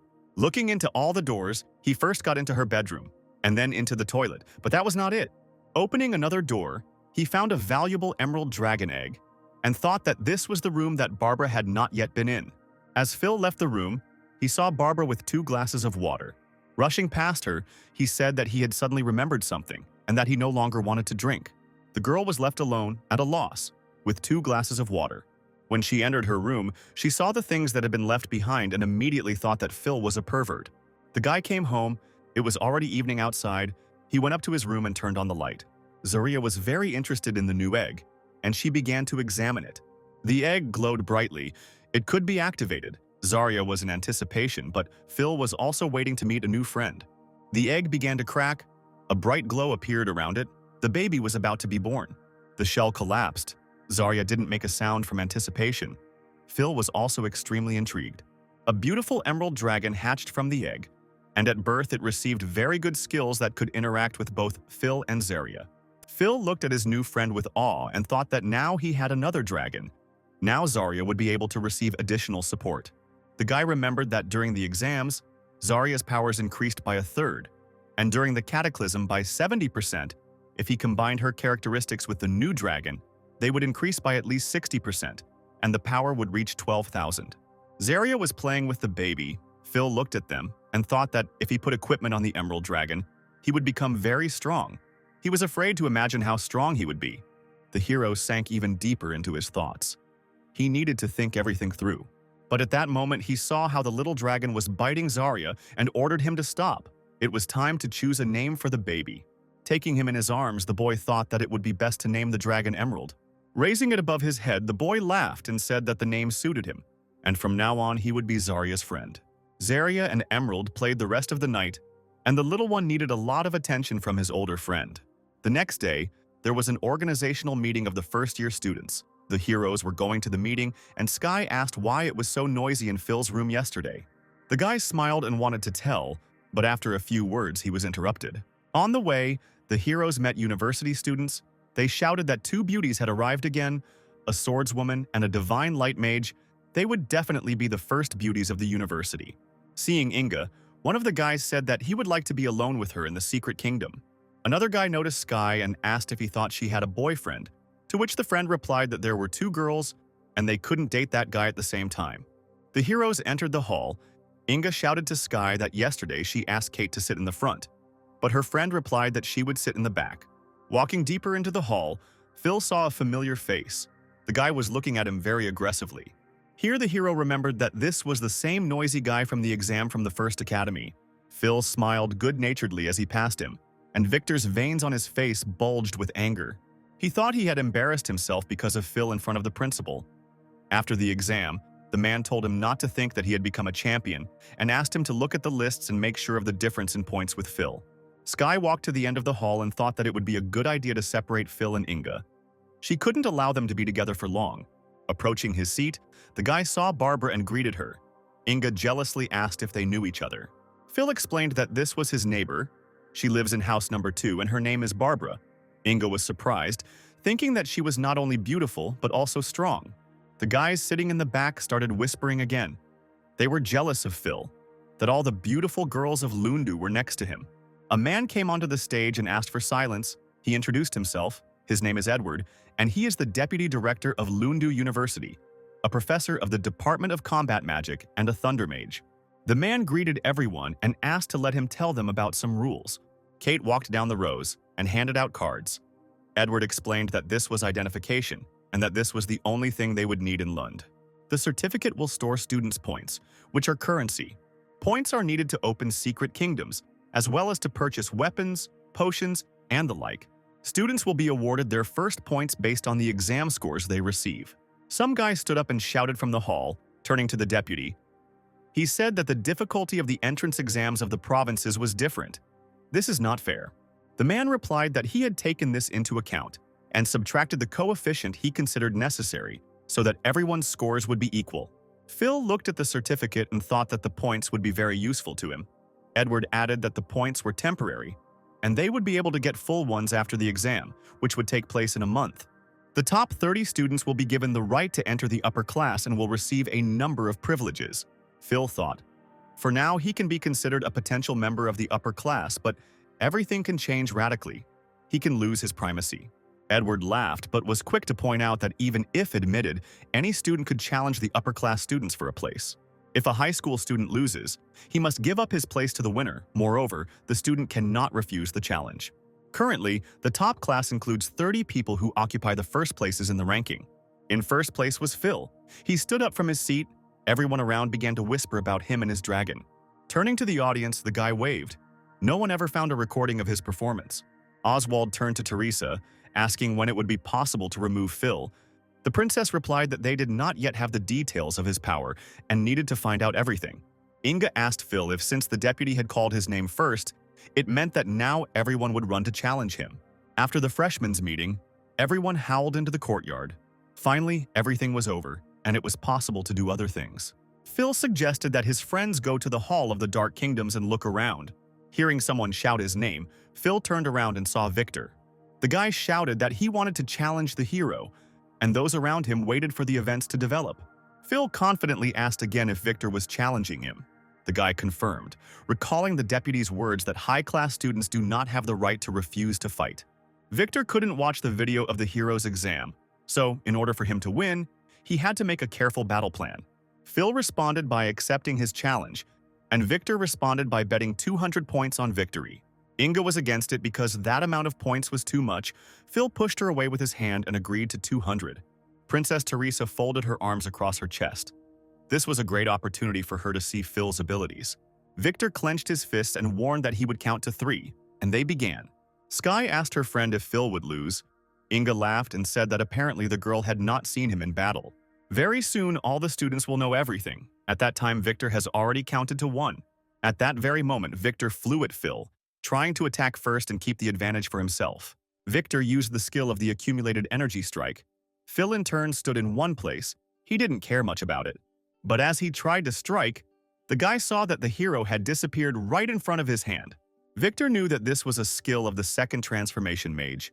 He did not understand where Phil got such a resistance technique from. The hero appeared in another place and said that he heard that masters like Victor were good at both close and long-range combat. Phil asked provocatively if this was all the boy could do, his trump card being the shiny boots he had received earlier. Victor began to activate his skill. The hero made him very angry. The guy gritted his teeth and asked the guy to die. Victor screamed and attacked with an enveloping wave and released sound waves. Phil, using his boots, was able to run through the waves without taking any damage. Victor was sure that while the hero was inactive, he would be able to win. Without having time to say anything, the guy fell silent. The guy was interrupted by Phil's actions, and suddenly he was already flying with both feet into Victor's body. The guy thought that no one could beat his technique and built a dome around himself. But Phil easily broke through it with his feet. Blood gushed from Victor's mouth. He could not come to terms with his defeat. Phil defeated Victor before he even summoned the dragon. He didn't even use any skills. He knocked him out with just one kick. The students were horrified. They thought that Victor would cope. Seeing the blood, they wondered if everything was okay. Phil hovered over Victor's body and said that he still had a lot to learn. Teresa turned to Oswald, asking if the guy was sure that he could defeat Phil. The guy replied that he did not summon the dragon, so it is difficult to assess the strength. The princess looked after Phil and realized that he was not a weakling. Phil swiped his card at Victor's ID to claim the promised reward. After taking the points, Phil said that as a result of the bet, he wins 200 points and looked at his balance.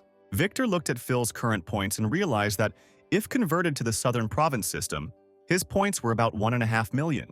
But doesn't Oswald, who took second place, have 210,000 points, Victor wondered? The boy remained sitting on the ground, bowing his head. It was too bold for him to try to defeat Phil. The heroes came to the secret hall of Lundu University. Hannah ran up to Phil and found out if he was okay. The guy replied that everything was fine and there was no need to worry. Sky told her friend that Phil defeated Victor so easily, she was afraid to imagine how strong his dragon is. Inga confirmed that the guy is very strong and his power is beyond their imagination. Phil interrupted the girls and asked them to look at the tablet screen since they were all here. The guy said that he had just checked the secret kingdom provided by the university and that he could try to pass it, assuring that he would be able to master it. Phil approached Inga and asked who else could be invited to their team. Inga urged him to look somewhere. Turning around, the guy saw Barbara. She had the second highest overall score. Inga thought that she could handle the secret kingdom. Phil approached the girl and greeted her. Barbara paid attention to him. The girl made a disgusted face. The guy realized that she had misunderstood him and he was behaving rather strangely. He continued talking, asking if she had seen the kingdom and invited Barbara to join them. All the heroes stood and gave an answer from the girl. It was difficult to communicate with her. She was not very talkative. Barbara looked back at Phil and told everyone that he was a pervert. His girlfriends pounced on him, asking what he had done, but Phil insisted that it was a mistake and that they had all misunderstood. Phil turned to Barbara. He knew he had acted strangely at their first meeting, but he assured her he was normal and added that they were one person short on the team. Why shouldn't she join? Barbara looked at the tablet. She saw a forest of poisonous spiders and answered, "Okay." Phil was delighted. He managed to form a team. Number 2 only needed to say a few words. The girl stood up and went to the teleporter. Phil shouted after her that he could tell her the plan of action. Barbara refused. The girl applied her ID to the teleporter, and 45 points were debited from her account. The portal opened instantly and the girl walked into it, calling everyone else. Phil caught a glimpse of her glasses balance. Barbara's strength was 8,000. Don't underestimate her, he thought. The heroes passed through the portal. Hannah clarified that it was even hard to breathe here. The portal closed. A majestic forest opened up before the heroes. Phil confidently said that they had arrived. Walking through the forest, Sky decided to ask the guy why he chose the secret kingdom of the 45th level. Phil looked at her and replied that he had long been eyeing the secret kingdoms. They gave more experience here than anywhere else. Hannah stopped the group and handed them her traveler's cookies, which would help you gain a third more experience for 3 hours after eating them. Hannah added that this recipe is only available at a high level, but fortunately her skills increased the chances of successful preparation. Auntie called Barbara and began to treat her. The girl looked at the cookies in surprise and asked if the cake was hers to make. Hannah laughed and replied that of course it was hers, and if she liked it she could make it again. Inga added that her aunt cooks very well, and they live not far from Barbara and are always happy to have guests. The girl smiled and Phil heard strange sounds and noticed the crawling body. He managed to shout, warning of danger, and they were noticed by a black scaly python with poisonous fangs. Sky rushed into battle. Inga tried to stop her. The girl took out her sword and attacked the snake repeatedly, but to no avail. His level was higher than hers. Hannah suggested that Inga prepare food to increase her defense. The girl replied that all the monsters here were at least level 40. It would be difficult. Phil asked no one to worry and said that he could handle everything, and began to summon the dragon. During the fight, Sky asked the guy what he was doing. Barbara immediately realized that Phil wanted to summon a dragon. A small green dragon emerged from the clouds of light. Sky saw the baby and was very surprised. She asked if this was a dragon. Phil laughed and asked not to worry. Emerald was just a little naughty. Inga noted that it was not Zariah. It turns out the guy has 2 dragons. Hannah also asked where he got this little dragon from. She had not seen it before. All this time, Sky continued to fight, but it seemed more and more that her strength was about to run out. The python opened its mouth and wanted to attack. Phil ordered the dragon to activate the emerald light, and it immediately complied.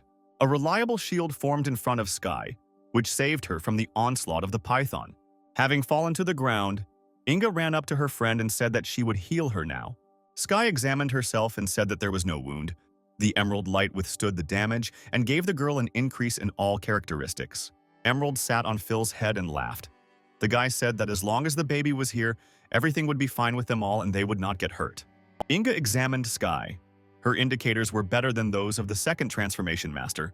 Sky assumed that the dragon clan was very strong, since this baby was so capable. While the girls were distracted, the python decided to make a second attack and came very close. Hannah shouted to watch out because he was attacking. Phil took his sword and said that he would deal with it now. Something flew past them very quickly. Even Emerald was shocked. A beam of light cut through the python's mouth with one blow, and the enemy was defeated. While the heroes were looking at what was happening, Barbara raised her sword above her head and said that there was no need to waste time. Barbara specialized in sneak attacks and was a level 21 swordswoman. She indicated that they were all being ambushed. Phil noticed the girl and thought that her strength was truly amazing. Barbara heard something not far from her and threw her weapon in the direction of the sound. Phil saw the danger and ordered his aunt to run, rushing towards her. Behind Hannah stood a spider of inhuman size. It was huge and had sharp legs. Phil managed to push his aunt away from the spider, and then the girl's sword hit him and bounced off. The silver-armored spiders were immune to Barbara's blade. The spiders had poisonous fangs and armor that increased defense. While Phil calmed Hannah down, the girl soared into the air. The spider began to attack Barbara with punctures. He was able to swing his front limbs to pierce 2 targets, but all his attempts were unsuccessful. Phil saw that the girl needed help and soared upward, warning her. The next second, the guy pierced the spider's head with his sword. The monster fell to the ground. Phil looked towards Barbara. She asked him not to worry. Looking down, the heroes saw that the mutant was far from alone. There were a bunch of others just like him. Barbara confidently said that they would be able to deal with them too, having taken out 3 powerful swords from the arsenal. Far from the army of spiders, a black widow was located, which was hard to miss. She had poisonous fangs and the ability to create webs. Phil and Barbara rushed into battle. The guy noted that the girl had a wonderful weapon and her skills were at their best. Barbara explained that, starting from level 1, swordsmen are able to create their own weapons and gradually improve them. But now is not the time for talking, she said, and threw a frost sword that slowed the movement speed of the price. Phil thought that her class was a bit like a Tamer, where you can both raise dragons and improve weapons. The huge spider saw the girl and ran towards her, its eyes glowing red. Phil began to attack him and ordered Emerald to cast Emerald Light on Barbara.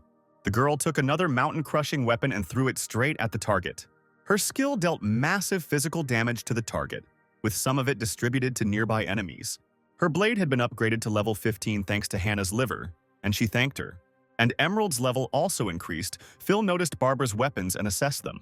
Hearing a loud cry, the heroes turned to look at him and headed in his direction. The girl and the boy saw how the spiders surrounded Sky, Inga, and Hannah. Inga ordered Sky to protect her aunt. Phil rushed to help without hesitation, saying that there weren't that many spiders in armor, so he could deal with them himself, and asked Barbara to deal with the Black Widow. The guy burst into the circle and began the attack, warning everyone to beware of the web. Otherwise, if they got caught in it, there was a risk of death. While Barbara was watching the heroes, cobwebs rained down on her from above. The girl managed to get her sword out, but she was saved by a shield of emerald glow, preventing her from falling into the web. Barbara ran into the forest in terror. One of the girls asked her not to run away alone. Phil ordered Emerald to heal Barbara. Inga shouted to the guy to follow the girl, and they would manage on their own. The dragon's light would help them a lot. The hero ran deep into the forest after Barbara, but asked the girls not to forget about their aunt. She needed their protection more than ever. The boy and the dragon made their way through a dark forest, with cobwebs all around. Phil saw a wounded Barbara heading towards the Black Widow and shouted to her that he would help. The guy rushed to the girl's aid and ordered the dragon to release the emerald light. Barbara confidently shouted that she could handle it herself. The spider began to throw her web onto the girl, and then Barbara realized that things were bad. Like an arrow, Phil flew past the girl and asked her not to be afraid. He advised the girl to rely on him and activated the dragon claw. With one powerful blow, Phil struck the spider and it fell down dead. Barbara, seeing this, was impressed by the guy's strength and his skills. The girl thought that there shouldn't be a big difference in strength between them. But why was the guy stronger when using Mountain Crush? Phil suggested hitting Barbara together and use the words of the wind spirits, thanks to which his agility increased. The girl released the Mountain Crushing Blade and the Bloodshed Blade, while the boy used the Dragon Bite. Barbara still didn't understand where such a difference in strength came from. In the fight, Emerald managed to get the 3rd level. Phil assured him that the 5th was just around the corner. Barbara walked away from them, dropped her head, and said that for the first time she was being treated like a weakling. Phil heard familiar voices and turned his head. His friends and aunt were there. Inga said that the spiders were over, and Hannah boasted about her level increase. The guy approached Barbara and said that she was very strong, but he could not abandon his friend to his fate. The girls approached Phil and asked him to use the emerald's light to heal. The dragon raised its head and glowed. It used the Life Source skill, which restores health. Inga screamed that she was now full of energy, and Sky laughed at the guy for turning green in the head. Barbara looked at their team and smiled. She thought that for the first time her comrades did not irritate her. The team moved on and stopped at a cliff. Sky looked at the tablet and said that the map ended there. She walked closer to the edge where Phil stood and saw that there was still a large area ahead. Inga glanced down and was speechless for a moment. She saw an abyss below them that looked like the lair of the boss of the Secret Kingdom. The devourer and leader of the pack leads all the spiders. It was the screeching mother of spiders of the 45th level. Inga asked not to look down at Hannah. Sky added that such scenes could be traumatic for her. Hannah vomited in fright against a tree. Phil looked at her and thought it was a common fear. Barbara suggested that in any case, before the boss, his subordinates need to be killed. Sky said that a strategy was needed. Hannah, hearing their conversation, said that there would only be enough food for a day. Then they would have to eat spiders. Inga got goosebumps and replied that she didn't want to eat them. Phil raised his hand to speak up and said that they definitely needed to stick to some kind of strategy. Barbara asked what he had come up with, and then all the girls watched what he was doing. Phil moved further away, raised his hand and shouted, "Come out, Zarya!" In a second, everything around was filled with fire, and a dragon appeared. Sky had never seen a dragon before and was very surprised. Barbara noticed that the dragon was giving off a very powerful aura. The ground vibrated, and a giant-sized boss began to emerge from its lair. Standing on the cliff, Zarya was ready to attack and looked at her prey. "You can rely on me," said Phil, and ordered Zara to attack. Phil shouted after the dragon to activate a cataclysm that would blow up the area, causing the target to take heavy damage. All the girls looked at the dragon. Hannah was surprised that Zarya could be like that. Phil called Emerald and told him it was time to apply the buff to Zarya. The dragon hung over the abyss and activated his light. He gave Zarya a dragon impulse, Emerald Light, and the bloodline of the Emerald Dragon. Light tongues engulfed Zarya, and with each passing second she became more powerful. Her stats doubled and she descended into that dark abyss. All the spiders began to rise upward at high speed. Phil asked Sky and Inga for help, and they responded by telling him not to worry, they would protect his aunt. The guy approached Barbara and offered to kill the spiders. "Let's get going," Phil shouted, and they flew into the abyss at high speed. There were many small spiders around them, rising to the surface. Finally, the heroes got the earth and landed at the bottom of the pit. Phil called Zarya to him. She paid attention to him and began to prepare a cataclysm. The dragon activated a third-level cataclysm, and Emerald's level at that moment increased to 4th. Barbara was shocked. 3 levels of damage. Unbelievable, she was afraid that she was about to burn from the dragon's heat. Phil took out his sword and asked Barbara if everything was okay. Inga and Sky came to the rescue from above. They fought off the spiders. Inga called on the guy and the girl to go to the boss, and they will cope. Phil agreed and ordered all participants in the battle to descend. Approaching the boss, he used a poison spit, which impregnates the target within the radius of action with poison. The heroes managed to jump back. Phil looked at Barbara and ordered Emerald to give her the Emerald Light. The boss used a skill where he released a sticky web, and when it hits, the target dies within a minute. Phil began to cut through the web with his sword. The guy ordered Zara to attack. Emerald also wanted to take part and tried to spew flames out of himself. The hero ordered to use the skill All on Fire, thanks to which the dragon flaps its wings, releasing burning fires 4 times. Barbara never ceased to be amazed by the dragon's skills. She understood that this ability could even destroy a city. The heroes continued to move forward. Zarya incinerated everything around. The girl realized that the dragon was capable of destroying opponents with just 1 blow. Thanks to this attack, Emerald received the 5th level and new skills. Phil offered to show them to him. The dragon's chest began to glow, and Phil didn't quite understand what was happening. The dragon glowed very brightly and hovered in the air. Phil wondered if this was a transformation. Emerald became just like Zarya. She also turned out to be a girl and received a new form. Emerald was a noble green color. Her wings were unusual, multi-layered.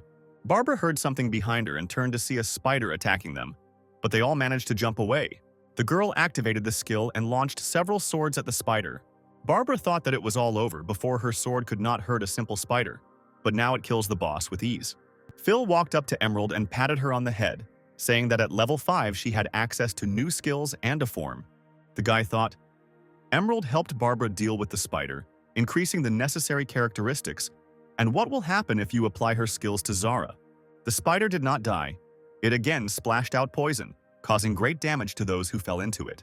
Phil ordered Emerald to use the Emerald Dragon's Blessing on Zarya. The Emerald Dragon's Blessing applied 3 effects, increasing damage dealt for the next 3 attacks. The little dragon gave strength and protection to the big dragon. Against the background of Zarya, Emerald was very small. Zarya began to attack, flapping her wings. She released burning flames 4 times, which caused great damage to the spider. Barbara, noticing this, was shocked and thought that Zara had been given additional effects from Emerald, causing the damage to become even greater. The spider fell on its back and hissed. Its skin tightened from the high temperature, and its paws were burning with fire. Phil ordered to prepare for the final blow. Barbara and the dragon ran to help Phil, catching up with the spider. The boy gripped his sword tightly in his hand and soared into the sky to deliver a crushing blow. The spider began to activate the Dragon Fang Strike skill, thanks to which it accumulates dragon energy and delivers a powerful blow with its fangs. Emerald cast a dragon's blessing on Barbara to protect the girl. While Phil was fighting the spider, Barbara came to his aid and threw her swords at the boss. The heroes' levels began to increase. Zarya reached level 18, Emerald 7th, and Phil 23rd. Barbara approached the guy and asked how many points he scored on the exam. Phil replied that it was about 1.5 million. The girl noticed that the guy definitely didn't have enough strength for that number of points. Phil sighed and replied that he couldn't do anything about it, since that was the maximum in his province. Emerald rushed to hug her owner. Zarya was in the throes of jealousy, and Phil called Inga, Sky, and Aunt Hannah. Barbara looked after Phil and realized that she had half as many points. But in terms of strength, there was a huge gap between them that could not be overcome. Thanks to the joint work to exterminate spiders, everyone received appropriate awards. Thanks to the team's close work, everyone remained safe. And for the first time, Barbara was glad to be working with someone. To celebrate the success and the creation of the team, Auntie treated everyone to dinner. The hungriest were, of course, the dragons, who ate a hearty meal and fell asleep. In the following days, the boy gradually became familiar with the local rules of living, constantly striving to improve his level and studying the theory of combat every day. So half a month passed, and there were only a couple of days left before the first-year exam. Their levels had increased significantly. Emerald was at 14, Zarya at 19, and Phil at 25. The girls' levels also rose. Sky was in 22nd, Inga was also in 22nd, and Hannah was in 18th. Barbara didn't go unnoticed either. Her blade rose to level 24, as did her personal level. Sky opened the chest. Now she has fully collected the necessary equipment. Now her rating will increase. Hannah suggested going back. Inga agreed. Phil added that they still needed to prepare for the freshman conference and needed to rest. The hero passed through the portal and heard Kate's voice, who called him to come with him. The girl said that in fact the deputy was looking for the guy. He wanted to tell him something. Phil was worried about what important thing he wanted to say right before the conference. The guy approached Kate and asked the same question. The girl took the guy to the deputy and said that he would soon find out everything himself. In the corridor, the guys were talking about some Huns. Kate saw that the guy was interested in the conversation of other students. Phil laughed and replied that he had been studying constantly lately. He didn't even have time to chat. The girl said that it was because of Phil that Victor was so eager to get into the class. Now the first years are betting on each other, calling it a new assessment. Beginners fight each other, gaining points. The losers get everything. The losers can't even eat, the girl explained. Phil asked what Huns were. She said that it was a unit of measurement, where Phil has 100 Huns and Victor has 1. The thing is that Victor lost all his points, so now all he can do is scrub the floors so as not to die of hunger. In the meantime, they came to the door. Kate said that Phil was already expected there. The guy opened the door and turned to the man, saying that he had been told that the deputy was looking for him, and the man asked him to come inside. Edward said the much-talked-about national testing was about to begin. Initially, it was supposed to take place in a few months, but recently it was announced that the date was being moved up. A new candidate was nominated. His name is Carl. He is expected to reach level 60 within a month. Phil suggested that was why they were in such a hurry to start testing. The man hit the table and confirmed the guy's guess. Most candidates had not yet achieved such results. Phil realized that once Carl reached level 60, the third transformation would become available to him, but he only had the second. The man said he was sorry. In 2 months, Phil would only be able to reach level 30, and everyone else would be at least level 50. He could die. In all the previous years, their university won, but now there is less time to prepare. Edward asked the guy to think carefully about participating. Phil replied that he would not miss the opportunity for career advancement. He would not only take part, but would also take first place. Oswald agreed and said that he would not dissuade him since the student had already made such a decision. The deputy asked him to try hard. The guy replied that he would give it his all. The next day, a conference of first-year students took place, at which the deputy announced that there would be a battle before the certification. A 2-on-2 battle, the students began to whisper about who would be tested and with whom. Inga whispered to Phil that they wouldn't have any problems, but the guy reminded her that Hannah wasn't a combat class, so they could split into 2 teams. Edward said that now was the time to create teams, and then they could register if they had already chosen a partner. After the conference, the heroes met Barbara in the courtyard and greeted her. A guy came up to the girl from behind and offered to form a team with him, to which Barbara refused without thinking. Barbara approached the team and suggested that they go and sign up. Inga said that many people wanted to create a team with Barbara, but she knew that the girl would not leave them. Phil concluded that he and Barbara would be on the water team, and Sky and Inga would be on the other. The next day, the preliminary round of newcomers took place in Lundu. Oswald's dragon used a slash of its giant tail to deal area of effect damage to targets. Oswald himself used the Dragon Strike, which accumulates the dragon's energy and deals a powerful blow to the target. Oswald won his 28th victory in a row, and Teresa came up to him and said that these victories would help the guy get into the top 16. The guy thanked the princess and said that their team had reached 7th place and that they would soon be able to fight with the first. Teresa said that her brother Carl would come to visit her soon. She would definitely introduce the guys. But then Oswald would have to take first place. There was no other way. The commentator announced that the next fight was about to begin. Both sides approached. Oswald saw a familiar face. The heroes entered the arena.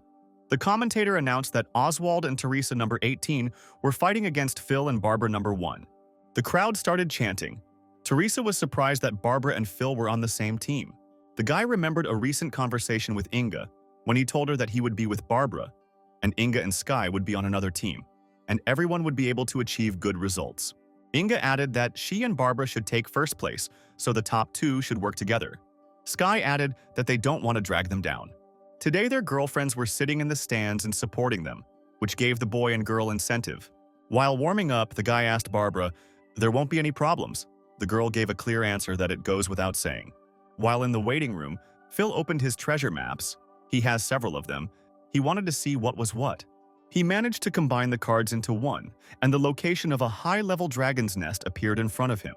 The host called the teams to participate in the tournament. Phil looked at the exit and said that it was their turn. And he added that they must not lose under any circumstances. Entering the arena, Barbara told Phil that the enemy team also had a dragon tamer. Was it true? The guy asked her if the girl wanted to compare them.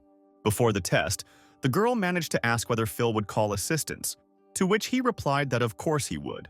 And he added that in the forest he discovered that they had similar abilities.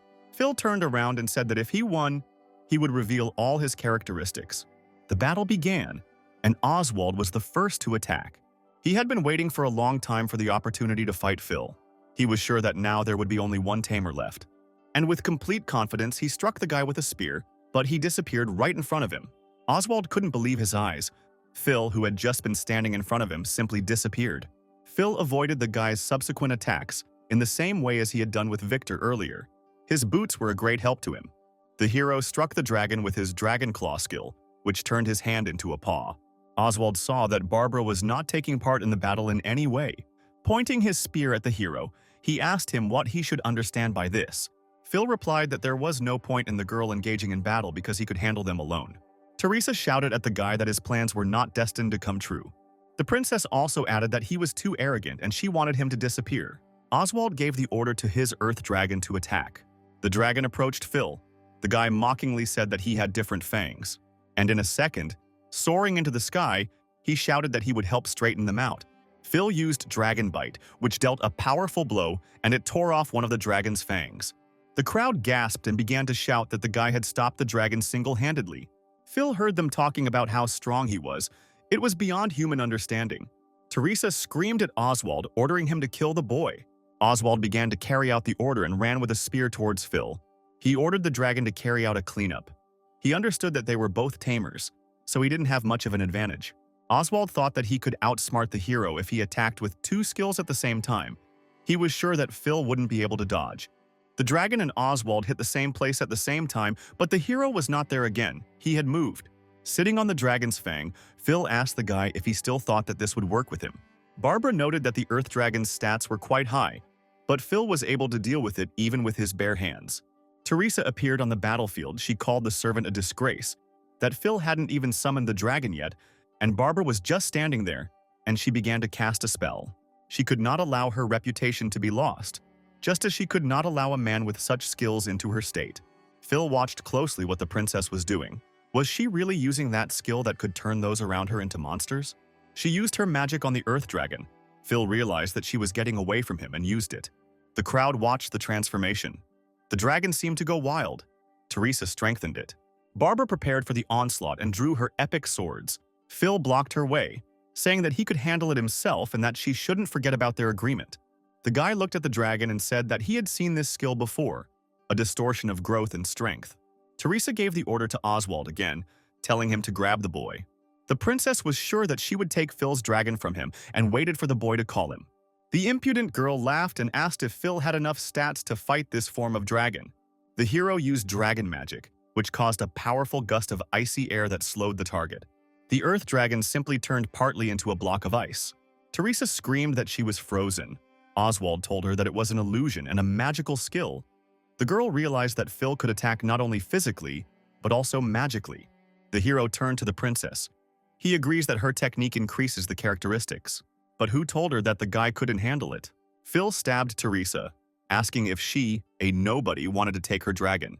Oswald shouted at the girl to be careful and ordered the dragon to activate the attack. The dragon straightened up and roared into the sky, the magic giving it a mesmerizing purple glow. The dragon attacked Phil, but he disappeared into thin air again.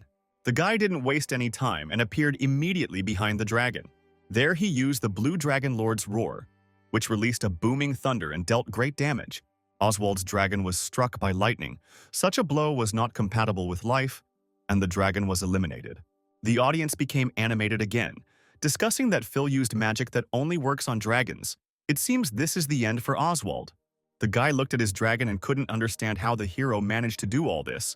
Oswald knew they were both tamers, but he didn't understand why there was such a difference in strength between them.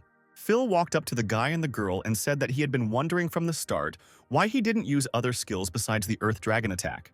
The guy took the sword in his hands and added that the dragon's spear and the fang strike were only slightly different from each other.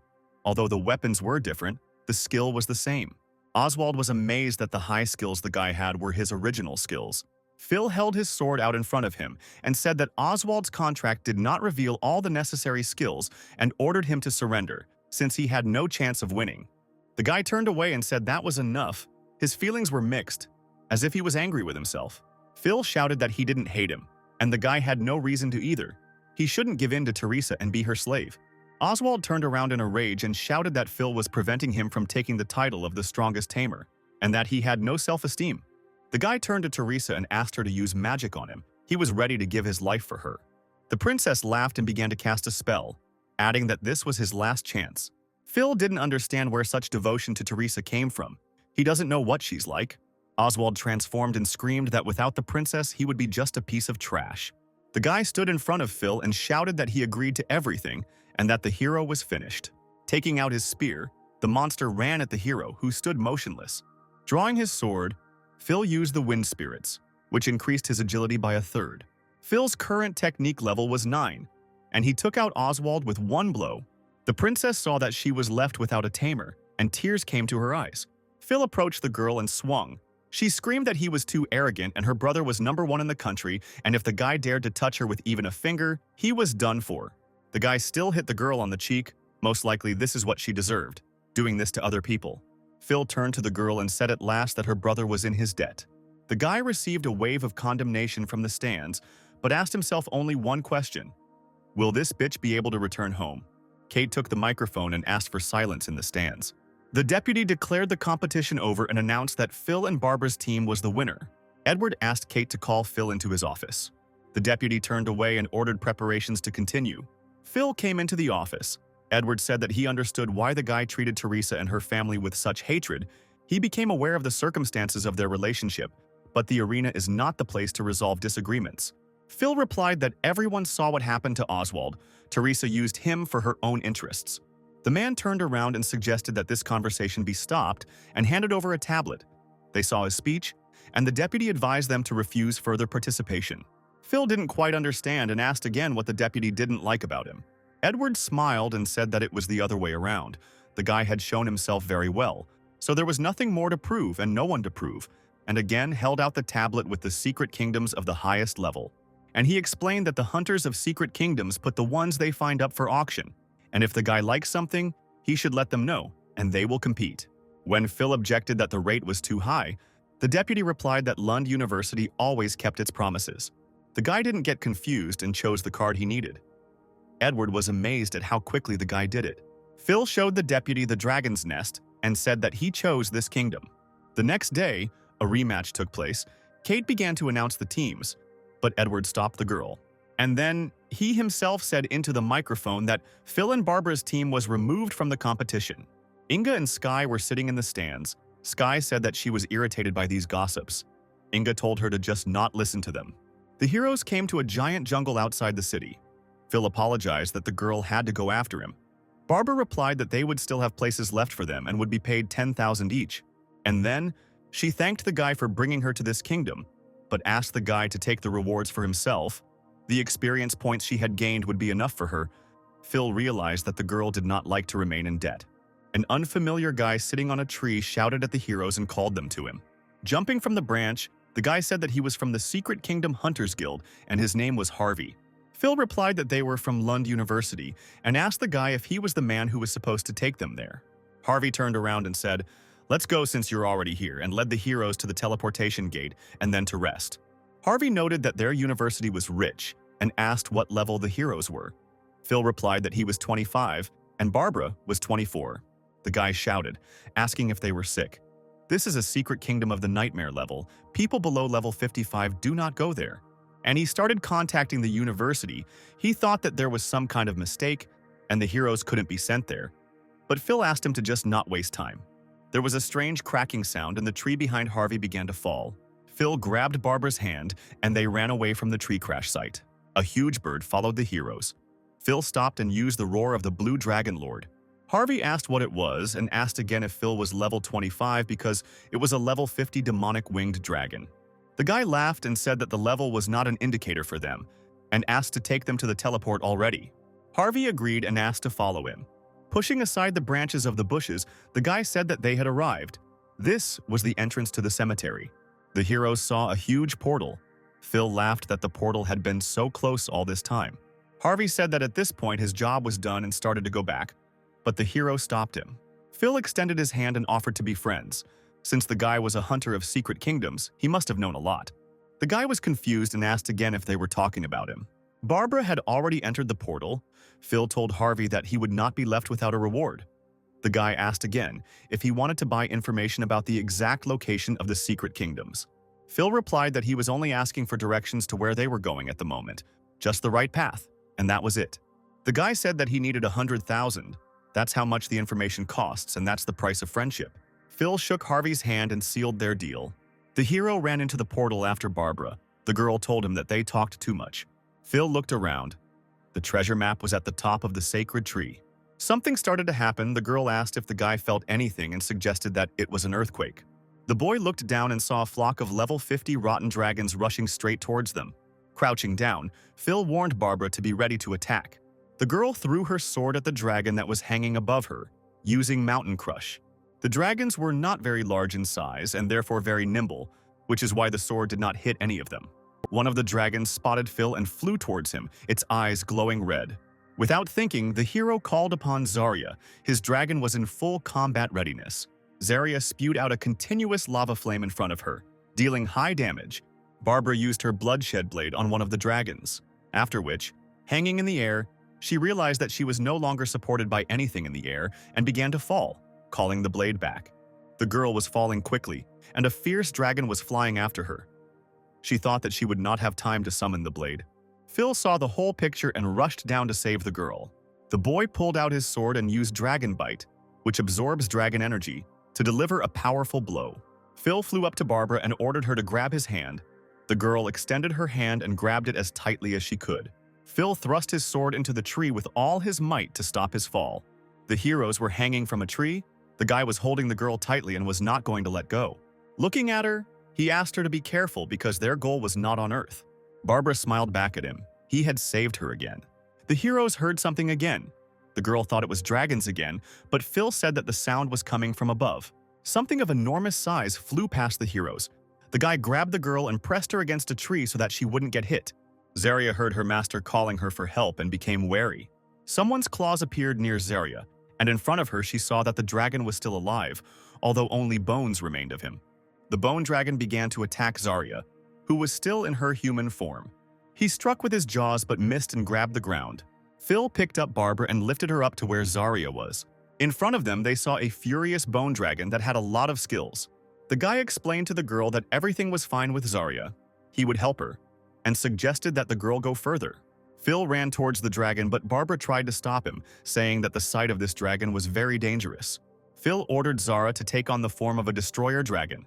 Her pupils contracted, and she began to transform. The bone dragon attacked with its jaws, but Zarya managed to dissolve and only tongues of flame remained in its teeth. At this moment, the dawn grew to gigantic proportions. Barbara, seeing this, was extremely surprised that Zarya had another form, but she didn't expect anything else from the guy. Phil summoned Emerald and ordered her to use the dragon's blessing. Emerald carried out her master's order and blessed him, causing him to receive 3 effects. Heading towards the bone dragon, Phil ordered Zarya to stay close to them. Phil raised his sword, showing that he was ready to fight. The boy ordered Zarya to activate a terrifying roar and start dealing damage. Phil, in turn, began to destroy the dragon's bones by plunging his sword into them. The dragon began to defend and activated a bone storm, which stirred the bones in a circle and took away health. Phil was surprised that the dragon was still alive and wanted to try other methods, but the dragon was pierced by Barbara's sword. The black sickle passed through the bones and tore off the creature's head. Phil shouted at Barbara and asked why she was coming here. Then I saw her, the girl was flying on a sword like on a surfboard. The girl shouted back that she was fulfilling part of their agreement. The guy single-handedly defeated Oswald, and she would tell him about the secrets of her class. Phil braced himself and told the girl to get ready for impact.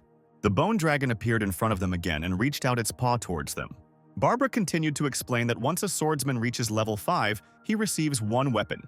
She had a fiery sickle that could switch between 2 elements and increase attack power. The girl used negative karma explosion on the bone dragon. Phil looked up and realized what swordsmen could do. They could obtain different weapons to gain new abilities.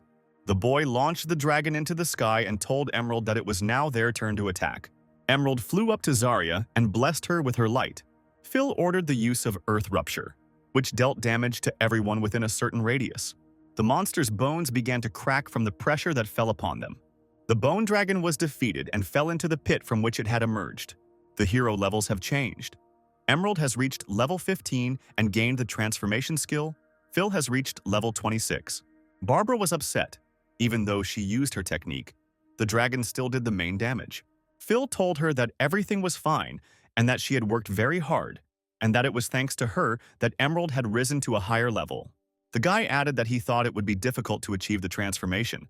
But despite her young age, he was wrong and suggested trying out Emerald's new form. Barbara came closer and suggested that they move forward slowly. Suddenly, fireballs that looked like meteorites began to fly from the sky. The heroes managed to dodge. Phil realized that it was a magical attack and warned everyone. All the heroes stopped to see what was happening behind them. Phil hid behind a tree. It seemed the rabid bone dragon wasn't the main problem. Another flock of dragons appeared in the sky again, attracted by what was happening. Sitting on the ground, Phil began to study the new dragon skills and ordered Emerald to enter the soul light form and help Zarya. The hero ran on. The guy gave the order to Zara to cover them, and he and Barbara had to climb the sacred tree. Emerald transformed into her soul light form for the first time and immediately gained new skills. She immediately used her new skill, Soul Shelter, on Zarya, which increased her stats by 200%. Zarya became beyond competition with any of the creatures. Even though she was at level 19, her strength became more than 26,000. Barbara noted that the effect of Emerald's blessing was very powerful. Phil agreed that she had good stats. The guy analyzed the teamwork of the 2 dragons. He wanted to climb the tree as quickly as possible and transfer the dragon's inspiration to Zarya. Then, her strength would increase to 30,000. The dragons began to attack, launching volleys of fire and ice balls. Phil ordered Zara not to resist and to move forward, absorbing the damage. Emerald also did not stand aside and began to absorb the remaining spheres. Having absorbed everything that was in front of her, she stopped and waited for an order from the master. Phil ordered her to use air damage to stop the enemies. Emerald rose into the sky, surrounded by other dragons, but she activated her skill and launched a 10-fold airstrike. The exhausted opponents began to fall from the air to the ground. Barbara asked in surprise what kind of skill it was. Phil replied that the Soul Shelter not only protects Zarya, but also accumulates damage for a counterattack. The girl thought that leveling up a dragon was similar to leveling up a weapon, but it was fundamentally different. The heroes continued to run, resisting the wind. The guy said that they were almost there. Running closer to the tree, the boy and the girl saw a dragon made of level 60 steel bones. A blow from such a dragon with its bone would deal 10,000 units of damage. Soaring into the sky, the dragon headed straight towards Zarya. Barbara screamed that the dragon looked like a rabid bone dragon and added that Zara needed help. But Phil simply asked her not to worry. The guy ordered Emerald to prepare for Soul Shock. Thanks to this skill, the dragon's energy is directed at an ally, and when attacking, all the energy is released. Emerald hung over Zarya. She began to absorb all the energy, but the steel dragon was already close. Phil ordered Zarya to activate the Dragon Pulse, which increased all stats by 30%. Both dragons rushed into battle, Zarya's stats rising by tens of thousands. Having flown closer to the enemy, the dragons began to attack simultaneously. The steel dragon didn't know what to do because he couldn't fight off such a force. Seeing the people on the ground, the steel dragon decided to attack them. Barbara screamed that things were bad and he was coming here. Thinking that even if she was the weakest, she still needed to contribute, she began to summon swords. Taking her sickle sword, the girl activated a blast of negative karma and directed it at the dragon. Her attack switched between the 2 elements of darkness and fire. She hit the dragon in the chest and it roared. The dragon, in turn, used his skill and reduced the damage received by half. Barbara turned to Phil and said sadly that she had not caused any damage to the enemy. The guy replied that everything was fine.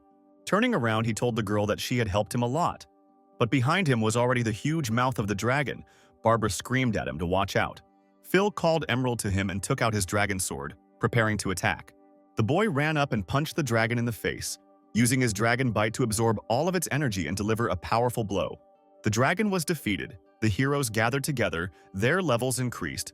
Zarya got the 20th and acquired a new skill. Barbara increased to the 25th level. The girl said that Emerald was already strong at her 15th level, and Zarya, at only 20, was able to cope with a dragon made of steel bones on her own. She was afraid to imagine what would happen next. The heroes continued on their way. Barbara laughed. Phil asked what was the matter. The girl answered that she simply remembered one phrase. The girl remembered Sky's words when she said that with such a strong dragon, Phil would kill everyone in his path. The guy laughed. He was surprised that Barbara could joke. It was not like her. Barbara said that he must have changed her. After all, they have been together for a long time.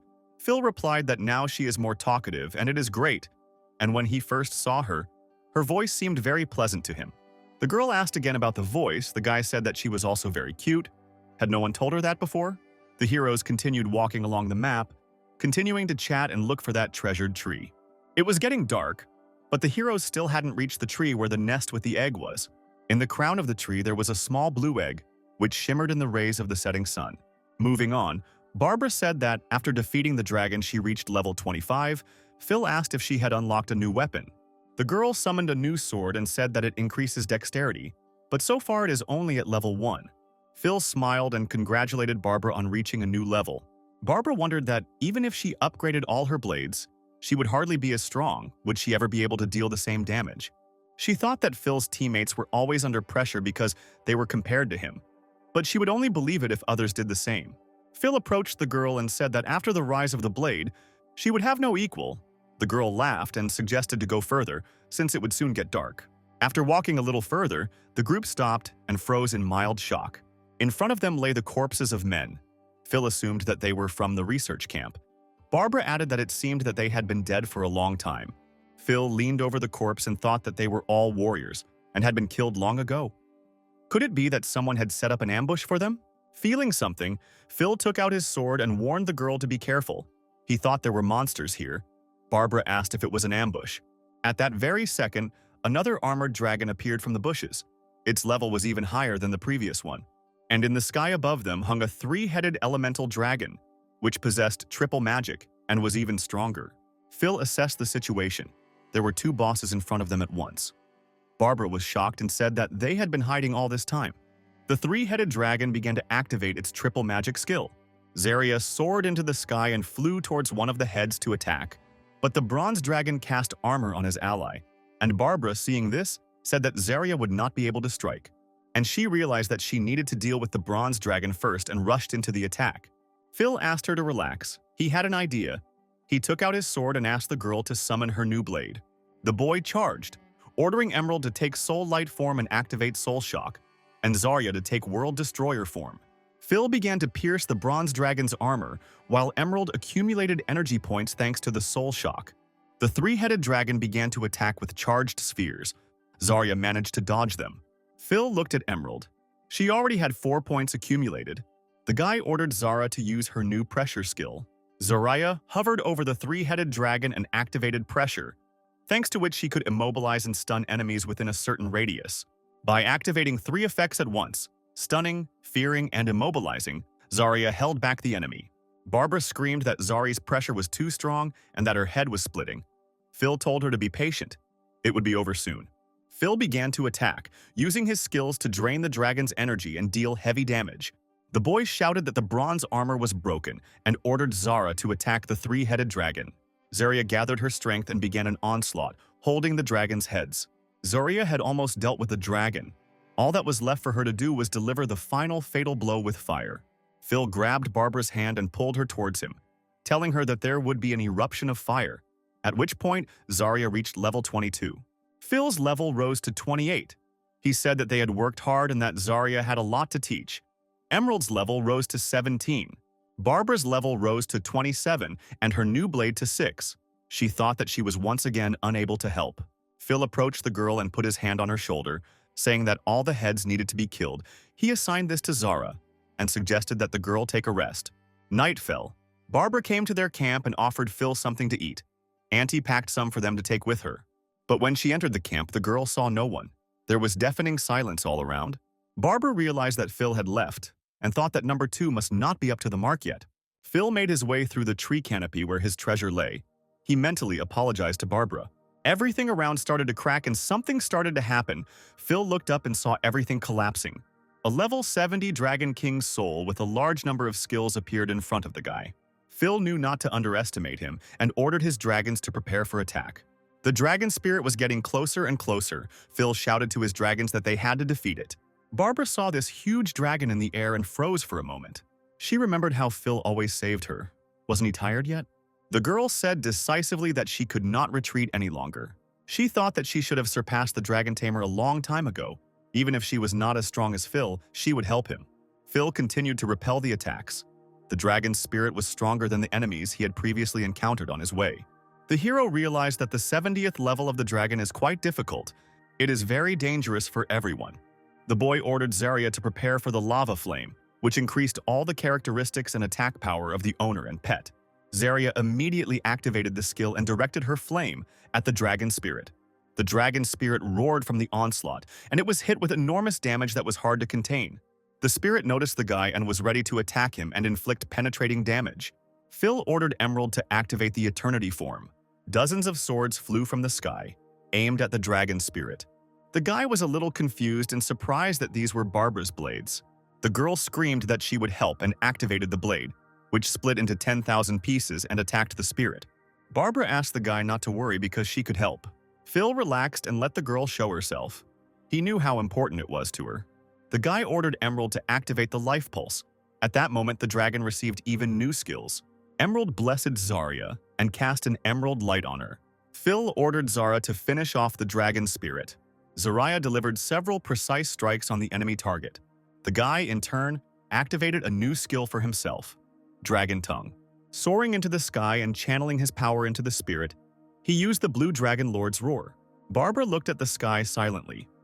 Phil said that this was the forbidden Dragon Tongue, and he was about to activate his skill. The spirit roared. Raising its head to the sky, the dragon launched elemental strikes with its word magic, using forbidden elements to strike at the target. The guy called Emerald. She activated the Fall of the Sun, which, after using the forbidden language of the dragon, increased the level and health of the dragon by 2,000%. The sky rolled with a terrifying roar. The dust rose in dense clouds. Inside it was a dome. This was the skill of Emerald's eternal protection, which created a barrier capable of protecting all objects under it. Barbara's level rose to 28, and her blade's level to 10. She stood up and said that if it weren't for Emerald, they would all be dead. The levels of the other heroes also increased, so Zarya got 23rd, Phil 29th, and Emerald 18th. The guy praised Emerald. Zarya puffed out her cheeks in an offended manner, to which the guy replied that they wouldn't have managed without her either, of course. The heroes moved on. Barbara said that she always believed that if the opponents were too different in levels, they would not be able to fight, while Phil replied that when he fought the 70th level boss for the first time, it was as if he had seen the light. The guy told the girl that he actually came here for other things and not to kill the boss. Barbara replied that it didn't change the essence and everything was fine. She lowered her eyes and said that in any case she was flattered. Now she would like to say something else and smiled. Looking at the guy with her big eyes, she repeated the phrase he had said earlier, that he was very strong, but she was not going to lag behind. After defeating the last boss, a chest with rewards appeared. Phil approached it and was extremely surprised. The first thing he found in the chest was the Dragon Lord's wing, which removed all effects imposed by the dragon. Then, the boy saw a dragon saddle, which activated the flight skill, which allowed him to use the dragon as a mount. And lastly, there was the Dragon Bone Flute, which when used would summon the soul of the Dragon Lord. The guy looked at the items again. He thought the props were good, but the number of uses was limited. Barbara called out to Phil and asked if he was finished with the awards and asked him to come and look at Emerald. The girl did not understand what was wrong with her. Emerald's chest lit up and she activated her life source skill. The entire forest was filled with the rolling of green healing waves. Barbara asked if the dragon heals trees. The guy added that the source of life heals allies. It turns out that trees are the dragon's allies. Emerald was deeply absorbed in herself and continued to heal the plants and trees around them. All the heroes watched closely the healing of nature. The guy looked at the ground. A plant blossomed in front of him, which attracted him with its uniqueness. It was the seed of a sacred tree. Barbara thought that this was the launch of a hidden task. Phil replied that Emerald is able to communicate with plants, and apparently this is some kind of additional point in completing the task. Phil took the seed and said that apparently they needed to kill one of the dragons to complete the quest. But the quest was not timed, and to complete it you had to be at least level 60 to 90. The guy stroked Emerald and said that if it weren't for her, they would never have found out about the secret mission to heal the tree. Then something interesting came into the guy's head, and he decided why not try it. Phil took out his flute and asked Emerald if it could absorb it. Anticipating questions, he added that it doesn't mean he feeds her everything indiscriminately. It's just that she has special skills that help her merge and enhance her abilities. The hero laughed and told the dragon that if he couldn't absorb it, just forget about it. Things don't always work out. The next second, Phil saw that the dragon ate the flute. Barbara was shocked. It turns out the dragon is really capable of such a thing. Now Emerald can summon 2 dragon lords. This is now her skill, so the number of summons is not limited. The souls of the dragon lords appeared before the heroes. Phil explained that the size of his body had significantly decreased, and now the dragon also had his own pet. Barbara thought that now the dragon had its own pet, which meant that Phil was getting bigger and bigger. Barbara suggested that the guy go back home because his aunt was probably worried. Phil replied that the girl should go, and he would follow. Opening the map to the dragon's nest, he knew he had unfinished business here. That same evening, the boy returned to the university and went into his house. Entering his room, he told the dragons that they had been together for so long and it was time to clarify things. Phil began to scold the dragons that it was time for them to stop bullying each other and start acting like normal sisters and switch their attention to caring for the new family member. The guy screamed even louder and asked if the dragons were even listening to him. Having calmed down, he concluded that the egg contained their future family member, so it was worth giving him a warm welcome. Phil brought his hands to the egg and activated his dragon tamer skill. It was a star dragon egg, and he was extremely curious whether the third dragon would be a boy or a girl. There was silence in the room because nothing had happened. Phil opened the tablet. He was surprised that his technique didn't work, but it said that to open this egg you need a rank 2 tamer. The guy thought he had 2 dragons, but to get the third, he would have to reach level 30 and then open it. It wouldn't be easy. Phil told the dragons that it looked like they would have to go to the poisonous forest to move to the next level. And while he told everyone to sleep, the dragons whispered among themselves. The hero again ordered everyone to sleep. Morning came, and there was an insistent knock on the door of the guy's room. Sky and Inga were standing behind the door. Inga loudly asked if the guy was back and if he needed to wake up quickly. The door swung open. A guy appeared. He asked what happened. Inga shoved the tablet at him and asked him to look at the post that had already flown around the entire university. Phil took the tablet in his hands and started reading. He asked the girls. They woke him up, just to show him some post. Inga said that this post is about his departure. Initially, there was no pavilion, but then numbers 3 through 6 united, creating a large team, but Frank and Sam are the leaders in it. Phil replied that he was the real number 1. Sky added that this Frank said that he was ready to win back his first place and wanted to fight in a fair fight. Inga added that only the number 1 would be able to take part in the selection of players for the national tournament. The guy realized that Frank needed to win first place. Sky replied that enough empty chatter and that Barbara needed to be told everything. Phil replied that now Frank's pavilion should try to stand up to him. Phil asked to borrow the tablet for a while. He wanted to strike back. The action takes place in the VIP arena of Lundu University. Sam looks at the tablet monitor and something catches his attention. Running up to his friend, he shouted that Phil answered.